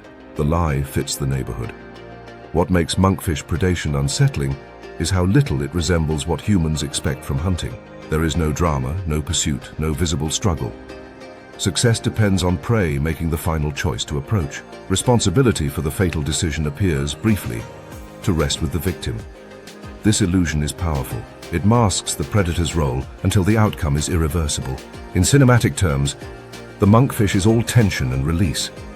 Long stretches of absolute stillness punctuated by instantaneous violence. The lure pulses gently in the blue water, a neon promise in a world starved of signals. Nothing else moves. The seabed holds its breath. Then, in a blink, the lie collapses, and the scene resets to silence. This strategy reflects a broader truth about life in the deep and dim parts of the ocean. Speed is unreliable where visibility is limited and energy is scarce. Strength is wasted if prey never approaches. What matters is control over perception. The ability to shape what others believe they are seeing, to insert false meaning into the environment, becomes more valuable than any physical advantage. The monkfish does not chase prey because chasing would announce intent. It does not threaten prey because threat invites escape. It waits, and in waiting, it rewrites the rules of engagement. The prey does not react to danger, it reacts to opportunity. That is the scam. As currents drift and particles settle, the monkfish remains where it is, body pressed low, lure floating patiently. Somewhere nearby, another animal is scanning the darkness, driven by hunger, interpreting signals, weighing risks. The lie is already in place, calibrated and ready. In the deep sea, where movement is costly and mistakes are final, victory belongs not to the fastest or the strongest, but to those who can make others move first. The deep sea does not reward speed, it rewards deception. In the broken architecture of coral rubble and rocky seabeds, where cavities riddle the substrate like locked compartments in a vast underwater vault, the mantis shrimp lives by a rule set that few other animals can afford to follow. This is not an opportunist waiting for chaos, nor a thief slipping in at the edges of another predator's work. The mantis shrimp does not steal, it takes. Its survival strategy is built around direct access to resources that are functionally off-limits to most of the ecosystem, not because they are hidden, but because they are sealed behind armor that only overwhelming force can breach. The first thing that becomes apparent when observing a mantis shrimp is how small it appears relative to its reputation. Tucked into a narrow burrow, Peering out with stalked eyes that pivot independently, it does not resemble a dominant force. Yet that impression evaporates the moment it leaves its shelter. The mantis shrimp moves with sharp intent, not gliding or drifting, but advancing in deliberate bursts, aware that it carries something no other nearby animal possesses, a biological weapon capable of rewriting access rules across the reef. That weapon is its raptorial appendage, a structure so specialized and powerful that it defines the mantis shrimp's ecological role. In smashing species, the appendage ends in a club-like hammer, reinforced with layers of mineralized tissue arranged to absorb and redirect immense force. When deployed, this hammer accelerates through water with such speed that it creates cavitation bubbles, brief pockets of vapor that collapse violently milliseconds later. The strike delivers not only mechanical impact, but also secondary shockwaves, compounding damage to prey shells. For armored animals like snails, crabs, and bivalves, this is catastrophic. Defenses evolved over millions of years to resist crushing jaws or prying claws fail instantly under a blow they were never designed to withstand. This ability turns certain prey into exclusive loot. Thick-shelled mollusks that other predators ignore or abandon become viable meals. Crabs that retreat into their hardest carapaces gain no safety. The mantis shrimp does not test these defenses cautiously. It commits fully, knowing that its strike is decisive. This confidence shapes its behavior. Where other animals hesitate, assessing risk and reward, the mantis shrimp advances. Locked food is not a deterrent, it is an invitation. The ecological implications of this access are significant. By consuming prey that would otherwise persist largely untouched, mantis shrimp alter resource distribution at a micro-habitat level. Shellfish populations near active burrows decline sharply, not because of overhunting in the traditional sense, but because the usual refuge of armor no longer functions. In these areas, survival favors mobility and awareness over thickness of shell, subtly shifting selective pressures. The mantis shrimp does not need to dominate large territories to have impact. Its influence radiates outward from its burrow, reshaping the immediate community through targeted removal of heavily defended species. That burrow is the center of everything. A mantis shrimp does not roam widely without purpose. It invests heavily in a home, excavating, maintaining, and defending a tunnel that functions as both refuge and vault. Inside, food is stored, molts occur, and vulnerability is minimized. The burrow's entrance is often reinforced with rubble and shell fragments, arranged deliberately to control access and visibility. This is not passive shelter, it is fortification. Territorial aggression around these burrows is extreme even by crustacean standards. A mantis shrimp does not bluff lightly. When challenged, it displays openly, raising its raptorial appendages and orienting its body to deliver a strike without warning. Intruders, whether conspecifics or other animals, are met with immediate escalation. The goal is not to chase away gently, but to establish that any further approach carries unacceptable risk. This risk is real, and the reef knows it. Predators that could physically consume a mantis shrimp often choose not to. Fish with crushing jaws, octopuses capable of overpowering crustaceans, even some sharks exhibit avoidance behavior around active mantis shrimp burrows. The reason is not fear of death, but fear of injury. A single misjudged strike could result in damaged eyes, broken jaws, or compromised fins. In an environment where physical integrity determines survival, that cost is too high. The mantis shrimp's aggression is backed by biomechanics, not bravado. The same appendages used to open shells are fully capable of breaking bones, shattering glass-like structures, and delivering concussive force sufficient to deter much larger animals. This changes the usual predator-prey calculus. Size advantage no longer guarantees dominance. Initiative and weaponization matter more. Sensory adaptations reinforce this dominance. Mantis shrimp eyes are among the most complex in the animal kingdom, capable of detecting polarized light and a broad range of wavelengths. While the full implications of this visual system are still debated, it is clear that mantis shrimp perceive contrasts and movements that others miss. This enhanced perception allows them to detect intruders early, align strikes accurately, and respond to threats with precise timing. In territorial defense, seeing first often means striking first. Thermoregulation supports the explosive nature of their strikes. As ectotherms, mantis shrimp performance depends on ambient temperature, with warmer conditions enabling faster muscle contraction and more powerful blows. Rather than retreating during cooler periods, many species adjust activity patterns, remaining within burrows when performance would be compromised and emerging when conditions favor decisive action. Energy conservation and burst expenditure are tightly coupled, ensuring that strikes are delivered only when success is likely. The idea of the mantis shrimp as a heist specialist becomes literal when considering how it accesses food. Other predators rely on behavioral manipulation, deception, or cooperation to acquire prey. The mantis shrimp relies on force application so extreme that defenses become irrelevant. Its hammer is not borrowed, cached, or improvised. It is built in, integrated into its physiology, always available. There is no learning curve for tool use here. Evolution has already completed the engineering. This changes the ethical tone of predation in its vicinity. There is no waiting for opportunity, no exploitation of chaos created by others. The mantis shrimp creates its own opportunities by removing constraints. It does not need to cheat because it can override the system directly. Locked meals are opened, guarded territories are cleared. Threats are neutralized through intimidation backed by capability. Despite this power, mantis shrimp are not reckless. They are selective about when and where they strike. The energy cost of producing and maintaining such weaponry is high, and wasted strikes carry risk. A hammer swung at nothing still generates stress. As a result, mantis shrimp balance aggression with calculation. They do not punch randomly, they punch decisively. Reproduction adds another layer to this behavior. During mating seasons, territoriality intensifies and burrows become even more valuable. Access to a secure shelter can determine reproductive success, making defense non-negotiable. Displays escalate, conflicts become more frequent. Yet even here, the mantis shrimp's reputation often resolves disputes before physical engagement occurs. Recognition of capabilities spreads through experience, shaping social dynamics without constant violence. The broader ecosystem responds accordingly.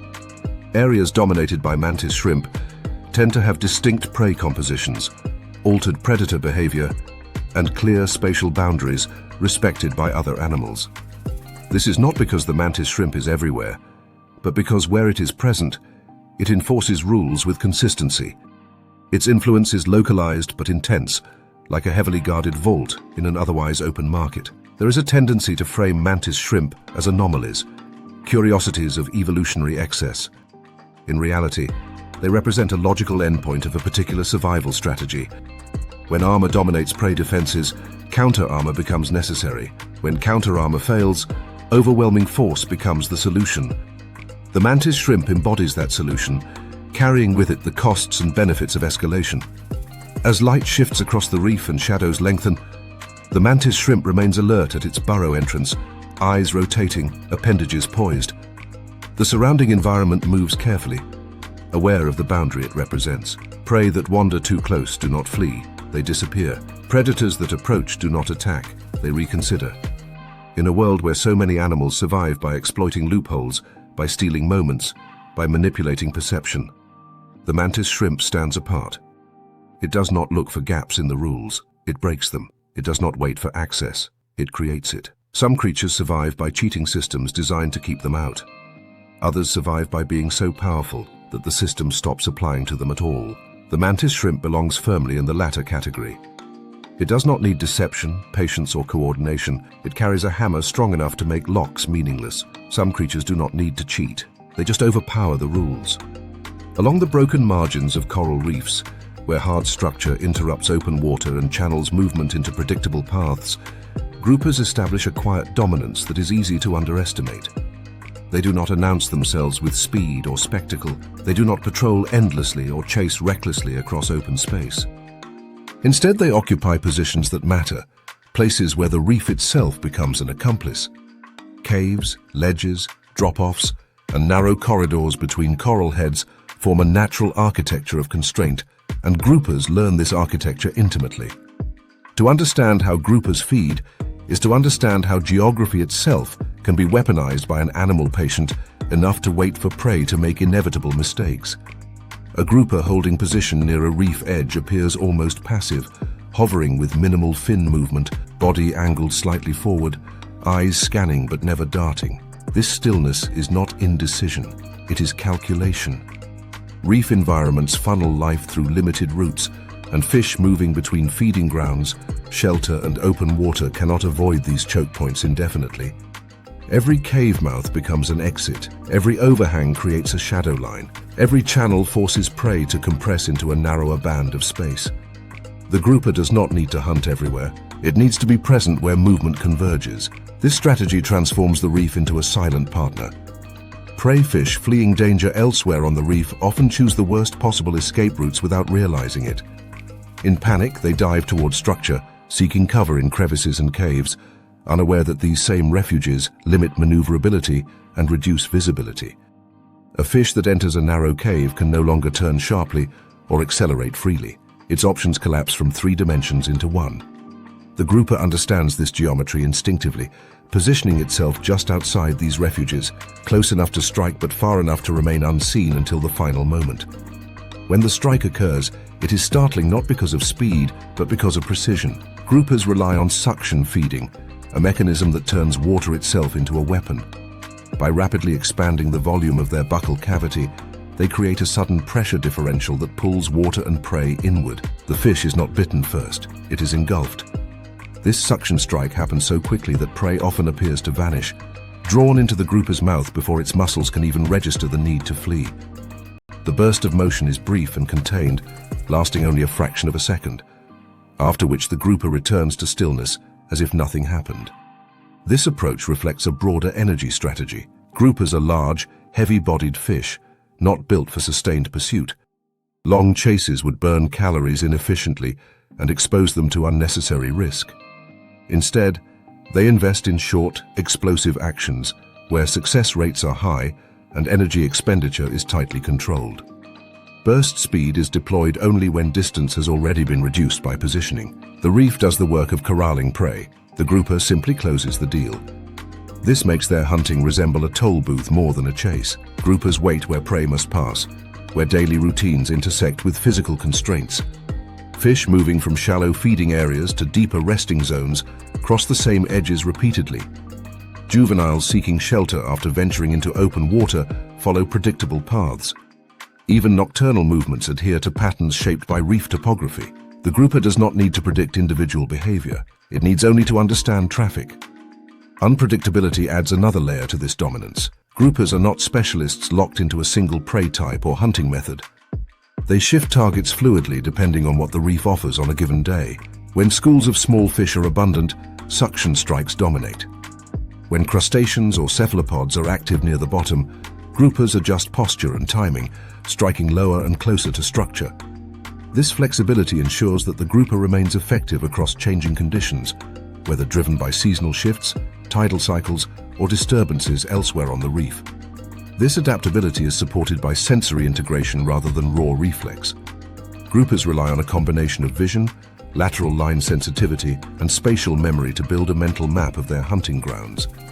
They recognize subtle changes in water movement that indicate prey approaching from behind coral heads. They notice patterns in light and shadow that signal activity within caves. Over time, individual groupers develop preferences for specific locations, returning repeatedly to the same ledges and channels because experience has proven them productive. The result is a predator that appears sedentary but is in fact highly informed. A grouper hovering near a cave mouth is not waiting randomly. It is waiting because it knows that cave empties at predictable times, that prey emerging must commit fully before escape becomes possible. When prey hesitates at the threshold, uncertain whether to leave shelter, the grouper remains still. When it commits, the window opens and the grouper acts. This strategy exerts subtle but significant pressure on reef communities. Prey species learn that certain routes are dangerous, altering movement patterns and increasing congestion elsewhere. This can create cascading effects, as fish forced to use less optimal paths, experience higher stress, or reduced access to feeding grounds. Groupers thus influence not only prey numbers, but prey behavior, reshaping how energy flows through the reef without constant overt predation. Thermoregulation plays an understated role in enabling this consistency. Groupers operate within a narrow thermal range typical of reef environments, where water temperature remains relatively stable compared to open ocean systems. This stability allows muscle performance and reaction times to remain reliable, supporting the precision timing required for suction strikes.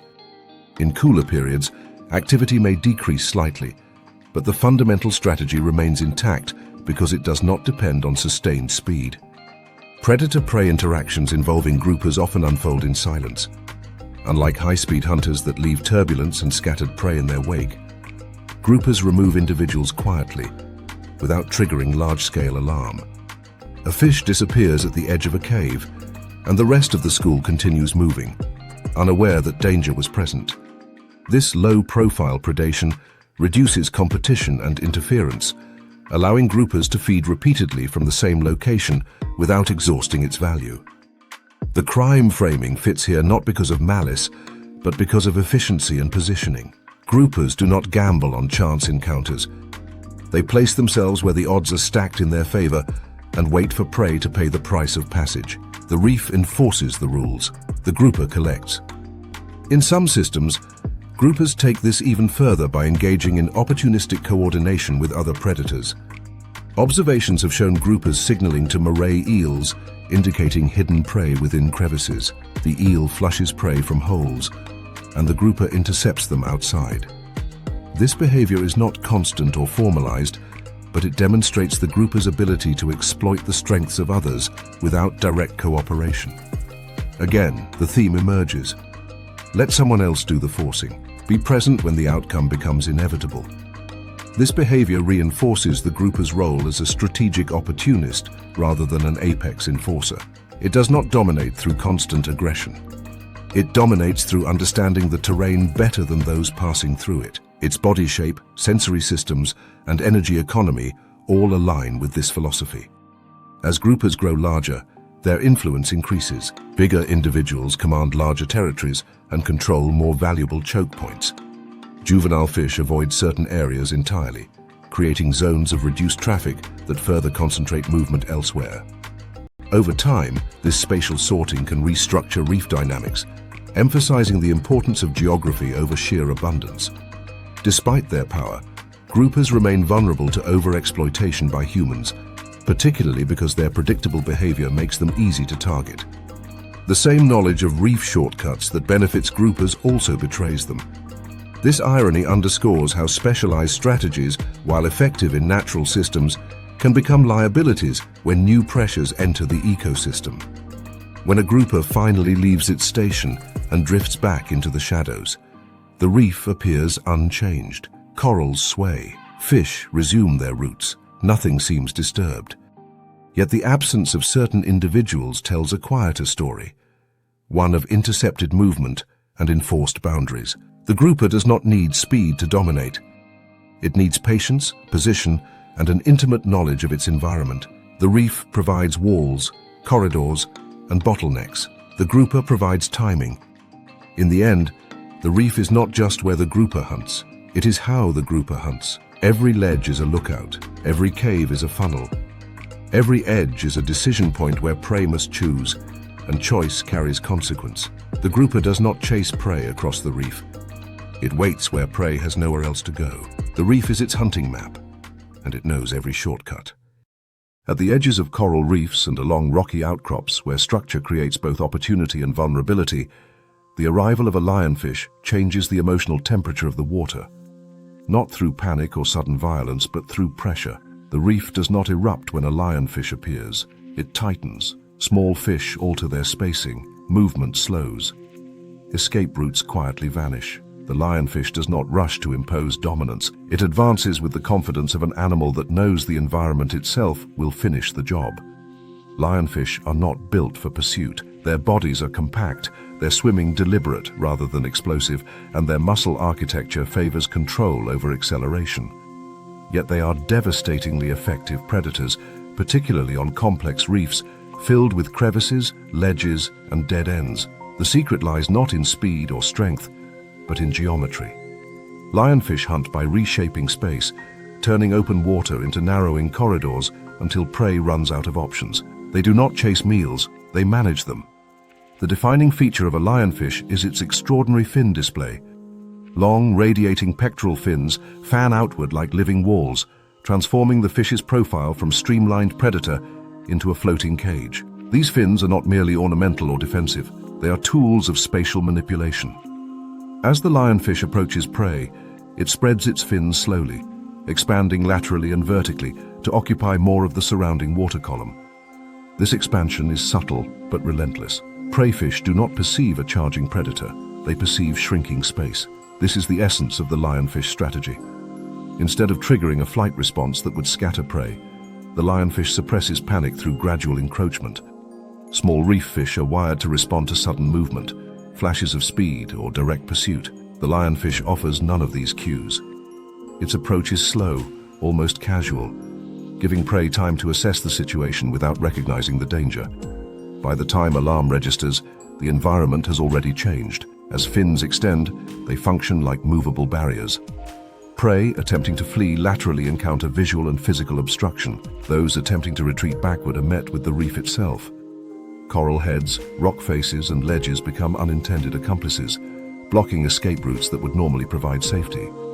The lionfish positions itself so that prey is backed into structure, effectively using the reef as a fixed wall, while its fins serve as mobile ones. What began as open water becomes a corner. This herding behavior is precise. Lionfish adjust fin angles and body orientation continuously, responding to subtle movements by prey. A fish that darts left finds the fin shifting to intercept. A fish that attempts to rise finds the fin rising with it. The lionfish does not need to predict prey movement far in advance. It reacts in real time, maintaining pressure from multiple directions. Escape options collapse one by one. The visual effect of this fin display creates confusion as well as confinement. The long banded rays disrupt depth perception, making it difficult for prey to judge distance accurately. The fins move independently, creating shifting patterns that overwhelm simple visual processing. For small fish relying on rapid assessments of space and direction, this sensory overload becomes paralyzing. They hesitate, adjust, hesitate again, burning precious moments while the lionfish closes the final distance. Importantly, the lionfish does not rush the kill. It waits until prey has effectively surrendered positional advantage. Only when the fish is fully cornered, with no clear path forward or backward, does the lionfish execute the strike. This strike is swift and efficient, relying on suction rather than a prolonged chase. The mouth opens rapidly, creating a pressure gradient that pulls prey inward before any escape response can be completed. The event is brief, almost anticlimactic, followed immediately by a return to slow movement and fin control. Energy economics explain why this strategy is so successful. Chasing prey through complex reefs is costly and risky. Collisions, missed strikes, and prolonged pursuits waste calories and increase exposure to larger predators. The lionfish avoids all of this by front-loading effort into positioning rather than movement. By the time it strikes, success is nearly guaranteed. Energy expenditure is minimal and injury risk is low. Thermoregulation reinforces this approach. As ectothermic animals, lionfish performance depends on ambient temperature. Burst swimming over long distances would be inefficient in cooler conditions or fluctuating thermal environments. Slow, controlled movements allow lionfish to remain effective across a wide temperature range, maintaining hunting efficiency without relying on peak muscle performance. This makes them particularly adaptable, capable of thriving in environments where other predators struggle to maintain consistent output. Predator-prey dynamics around lionfish often go unnoticed because they lack the drama associated with ambush or pursuit. There is no explosive entry, no obvious chase. Prey simply disappears from familiar spaces. Over time, these removals accumulate, altering local fish populations and changing the structure of reef communities. Juvenile fish, in particular, are vulnerable, as their limited size and experience make them more susceptible to spatial manipulation. The lionfish's venomous spines add another layer of dominance. While these spines are primarily defensive, their presence discourages interference from other predators during feeding. Fish that might otherwise attempt to steal prey or disrupt the hunt keep their distance, recognizing the cost of contact. This allows lionfish to feed without competition, further increasing efficiency. The lionfish does not need to defend its meal aggressively. The threat embedded in its fins does that automatically.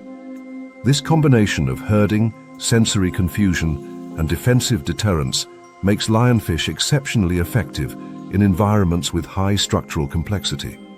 Reefs, wrecks, and rocky slopes all provide the fixed architecture necessary for corralling prey.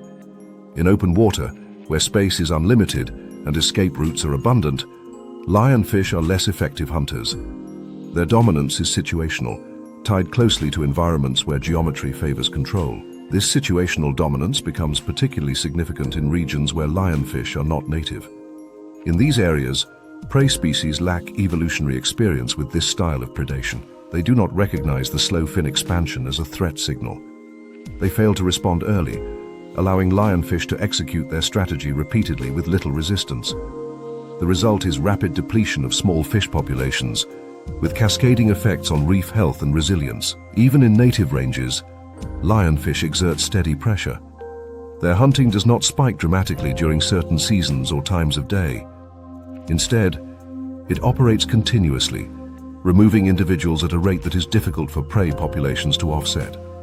This steady extraction favors prey species with heightened spatial awareness, or those that avoid complex structure altogether, subtly reshaping community composition.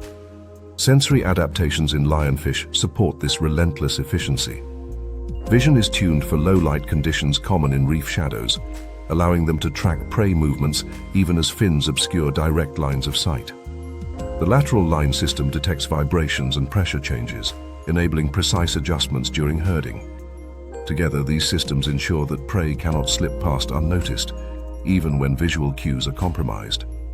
There is a deceptive calm to lionfish hunting that mirrors its ecological impact. Everything about the process appears manageable until the moment it is not. Prey fish do not perceive imminent danger because nothing dramatic happens. The lionfish does not lunge or accelerate. It simply occupies more space, applies more pressure, and waits. The environment does the rest. This approach challenges common assumptions about predation. Speed is often seen as the ultimate advantage, yet lionfish demonstrate that control can be more powerful than velocity. By managing space rather than chasing targets, they reduce uncertainty and maximize success. They do not rely on outpacing prey. They rely on outmaneuvering it conceptually, turning the environment into a tool. As a result, lionfish function less like traditional predators and more like mobile traps. Their fins define boundaries, their bodies anchor pressure, and their strikes conclude a process already decided by positioning. The reef becomes a maze with shifting walls, and prey navigates blindly until the exit disappears. In the quiet aftermath of a hunt, the lionfish resumes its slow patrol, fins partially folded, drifting along the reef face as if nothing has occurred. The water appears unchanged, corals sway, other fish resume movement, yet the absence of certain individuals tells a story of control exerted without spectacle. The lionfish does not need to chase meals across open water. It does not need speed or endurance. It needs patience, structure, and the ability to apply pressure without triggering flight. Its fins are not weapons in the traditional sense. They are architecture, portable and adaptive, shaping the space around it to its advantage. In ecosystems built from complexity, the greatest threat is not always the fastest hunter. Sometimes it is the one that can turn complexity itself into a trap. Lionfish understand this better than most. They do not pursue prey into exhaustion. They do not rely on surprise alone. They advance slowly, spread wide, and wait for geometry to finish the work. Lionfish do not chase meals, they corral them. In the layered complexity of reef flats, seagrass meadows, and coastal shallows, survival often depends less on raw power than on decision-making speed. Predators constantly evaluate targets, sorting the edible from the dangerous in fractions of a second. Most prey species survive by avoiding detection altogether or by fleeing faster than a predator can react. Pufferfish follow a different philosophy. They allow themselves to be seen. They allow themselves to be approached. Then, at the precise moment when a predator commits, they rewrite the equation so violently that the attack collapses under its own momentum. The pufferfish is not fast, not strong, and not elusive. It survives by making predators regret their choices. At rest, a pufferfish looks like an ecological error. Its body is rounded and soft, its swimming awkward and inefficient, propelled by small fins that seem poorly suited for escape. It drifts slowly, often close to the bottom, pecking at algae, small invertebrates, or detritus, with no visible urgency. To a cruising predator, this reads as opportunity. There is no armor, no speed, no obvious threat display. The puffer appears to violate every rule of survival in a predator-rich environment. And that violation is precisely what draws attention. Predators rely on heuristics, fast mental shortcuts shaped by experience. Small, slow fish are usually easy meals. Soft-bodied prey rarely fights back. The pufferfish fits this profile perfectly, until it does not. When a predator closes in, mouth opening, trajectory locked, the puffer triggers one of the most dramatic defensive transformations in the animal kingdom. Water floods into its elastic stomach, driven by powerful muscular contractions and specialized valves that prevent escape. In seconds, the fish expands to several times its original size, reshaping itself from a manageable bite into a spherical obstacle.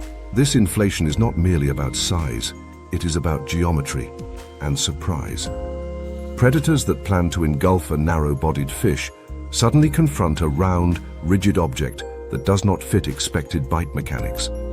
Jaws designed to snap shut around streamlined prey cannot close properly. Teeth lose purchase. Handling time, a critical factor in predation risk, skyrockets.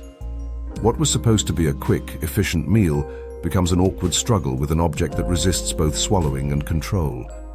The transformation is accompanied by the erection of spines in many puffer species, turning the inflated body into a living mine. These spines are not venomous in themselves, but they amplify the danger by increasing the likelihood of injury to soft tissues inside a predator's mouth or throat. The predator's sensory systems, which seconds earlier signaled food, now register threat, discomfort, and escalating risk. The internal calculation flips instantly from pursuit to avoidance. This is psychological warfare executed through physiology.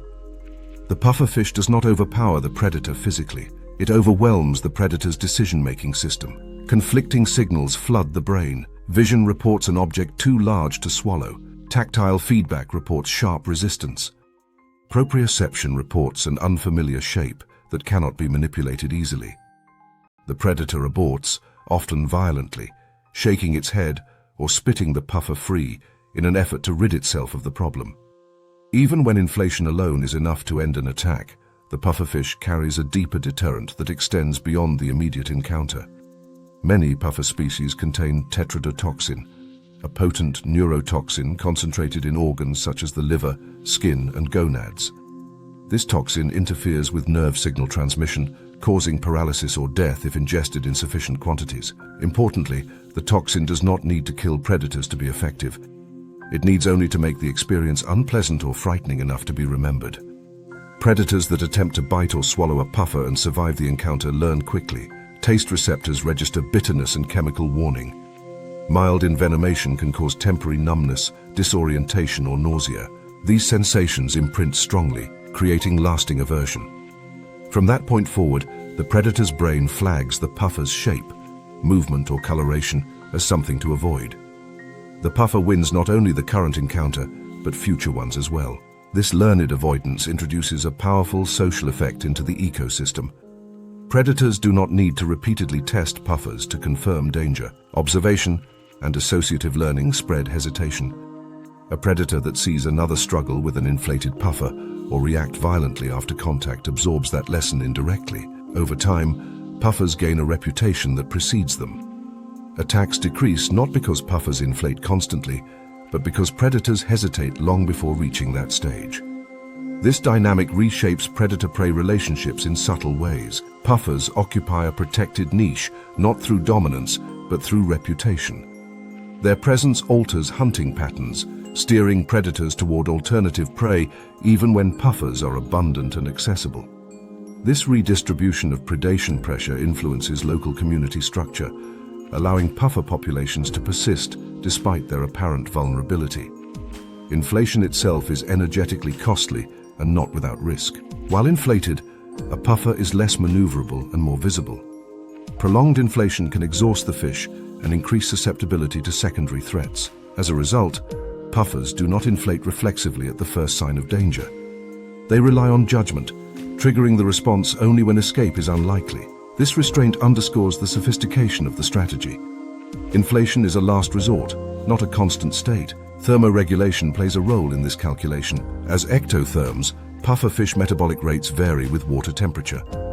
In warmer conditions, muscle performance and reaction speed improve, making inflation faster and more controlled. In cooler water, the response may be slower, increasing risk.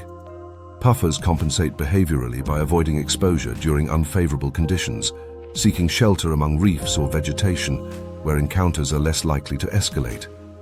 The bluff extends beyond physical transformation. Puffers often display distinctive coloration and patterns that serve as warning signals even when not inflated. These visual cues reinforce learned avoidance in predators, acting as a preemptive deterrent. Bright markings do not camouflage the puffer, they advertise it. The message is not subtle, but it is effective. This is not a species trying to hide. It is a species daring predators to remember what happened last time. From an evolutionary perspective, this strategy reflects a shift from avoiding attention to controlling consequences. Puffers accept that they will be noticed. They accept that predators will approach. Instead of trying to outrun or outmaneuver threats, they focus on making attacks costly enough to be abandoned. This inversion of typical prey logic creates a powerful feedback loop in which predators self-regulate their behavior around puffers. Predator-prey encounters involving puffers often end not with injury, but with embarrassment. A predator lunges, commits, then recoils, jaws awkwardly occupied by an object that should not exist in that form. The moment is chaotic, uncomfortable, and memorable. The predator retreats, shaken, sometimes visibly disoriented. The puffer drifts away slowly once the danger passes, deflating carefully, returning to its vulnerable shape only when safety is restored. This pattern reveals an important truth about survival in complex ecosystems. Success does not always belong to the fastest, strongest, or most aggressive. Sometimes it belongs to the animal that can induce hesitation, regret, and reassessment in others. Puffers do not win fights. They cancel them. The intimidation factor compounds over time. Predators that repeatedly encounter puffers without successfully feeding adjust their hunting strategies. They may avoid certain habitats, alter foraging times, or shift prey preferences. These changes ripple outward, affecting species interactions far beyond the puffer itself. A single species' defensive bluff can influence energy flow and behavior across an entire reef. The elegance of the puffer's strategy lies in its efficiency. Inflation requires no external tools, no cooperation, no complex planning. It relies on a rapid physiological switch built into the animal's anatomy. Yet its effectiveness depends on predator psychology, memory, and learning. The pufferfish exploits the cognitive layer of predation, not just the physical one. This places puffers within a broader theme that runs through the ecosystem. Deception is not limited to camouflage or mimicry. It includes intimidation, misdirection, and the strategic manipulation of expectations. Puffers deceive predators into believing they are safe prey, then deceive them again by revealing that assumption to be disastrously wrong. The second deception is the one that matters most, because it lingers. As dusk settles over the reef and hunting activity increases, puffers continue their slow, exposed movements, seemingly indifferent to the dangers around them.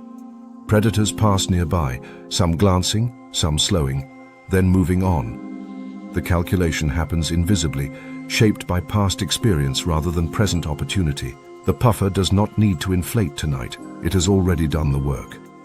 In the end, the pufferfish represents the ultimate bluff artist of the ocean. It survives not by avoiding conflict, but by redefining it. It turns commitment into liability and appetite into error. Predators learn that some meals are not worth the trouble, not because they fight back, but because they make the act of attacking feel foolish. In a world governed by split-second decisions, survival sometimes belongs to the animal that can force others to stop and think, if only for a moment. Puffers do that with ruthless efficiency. Some animals survive by hiding, some survive by fleeing, some survive by overpowering their enemies, some survive by making attackers feel stupid.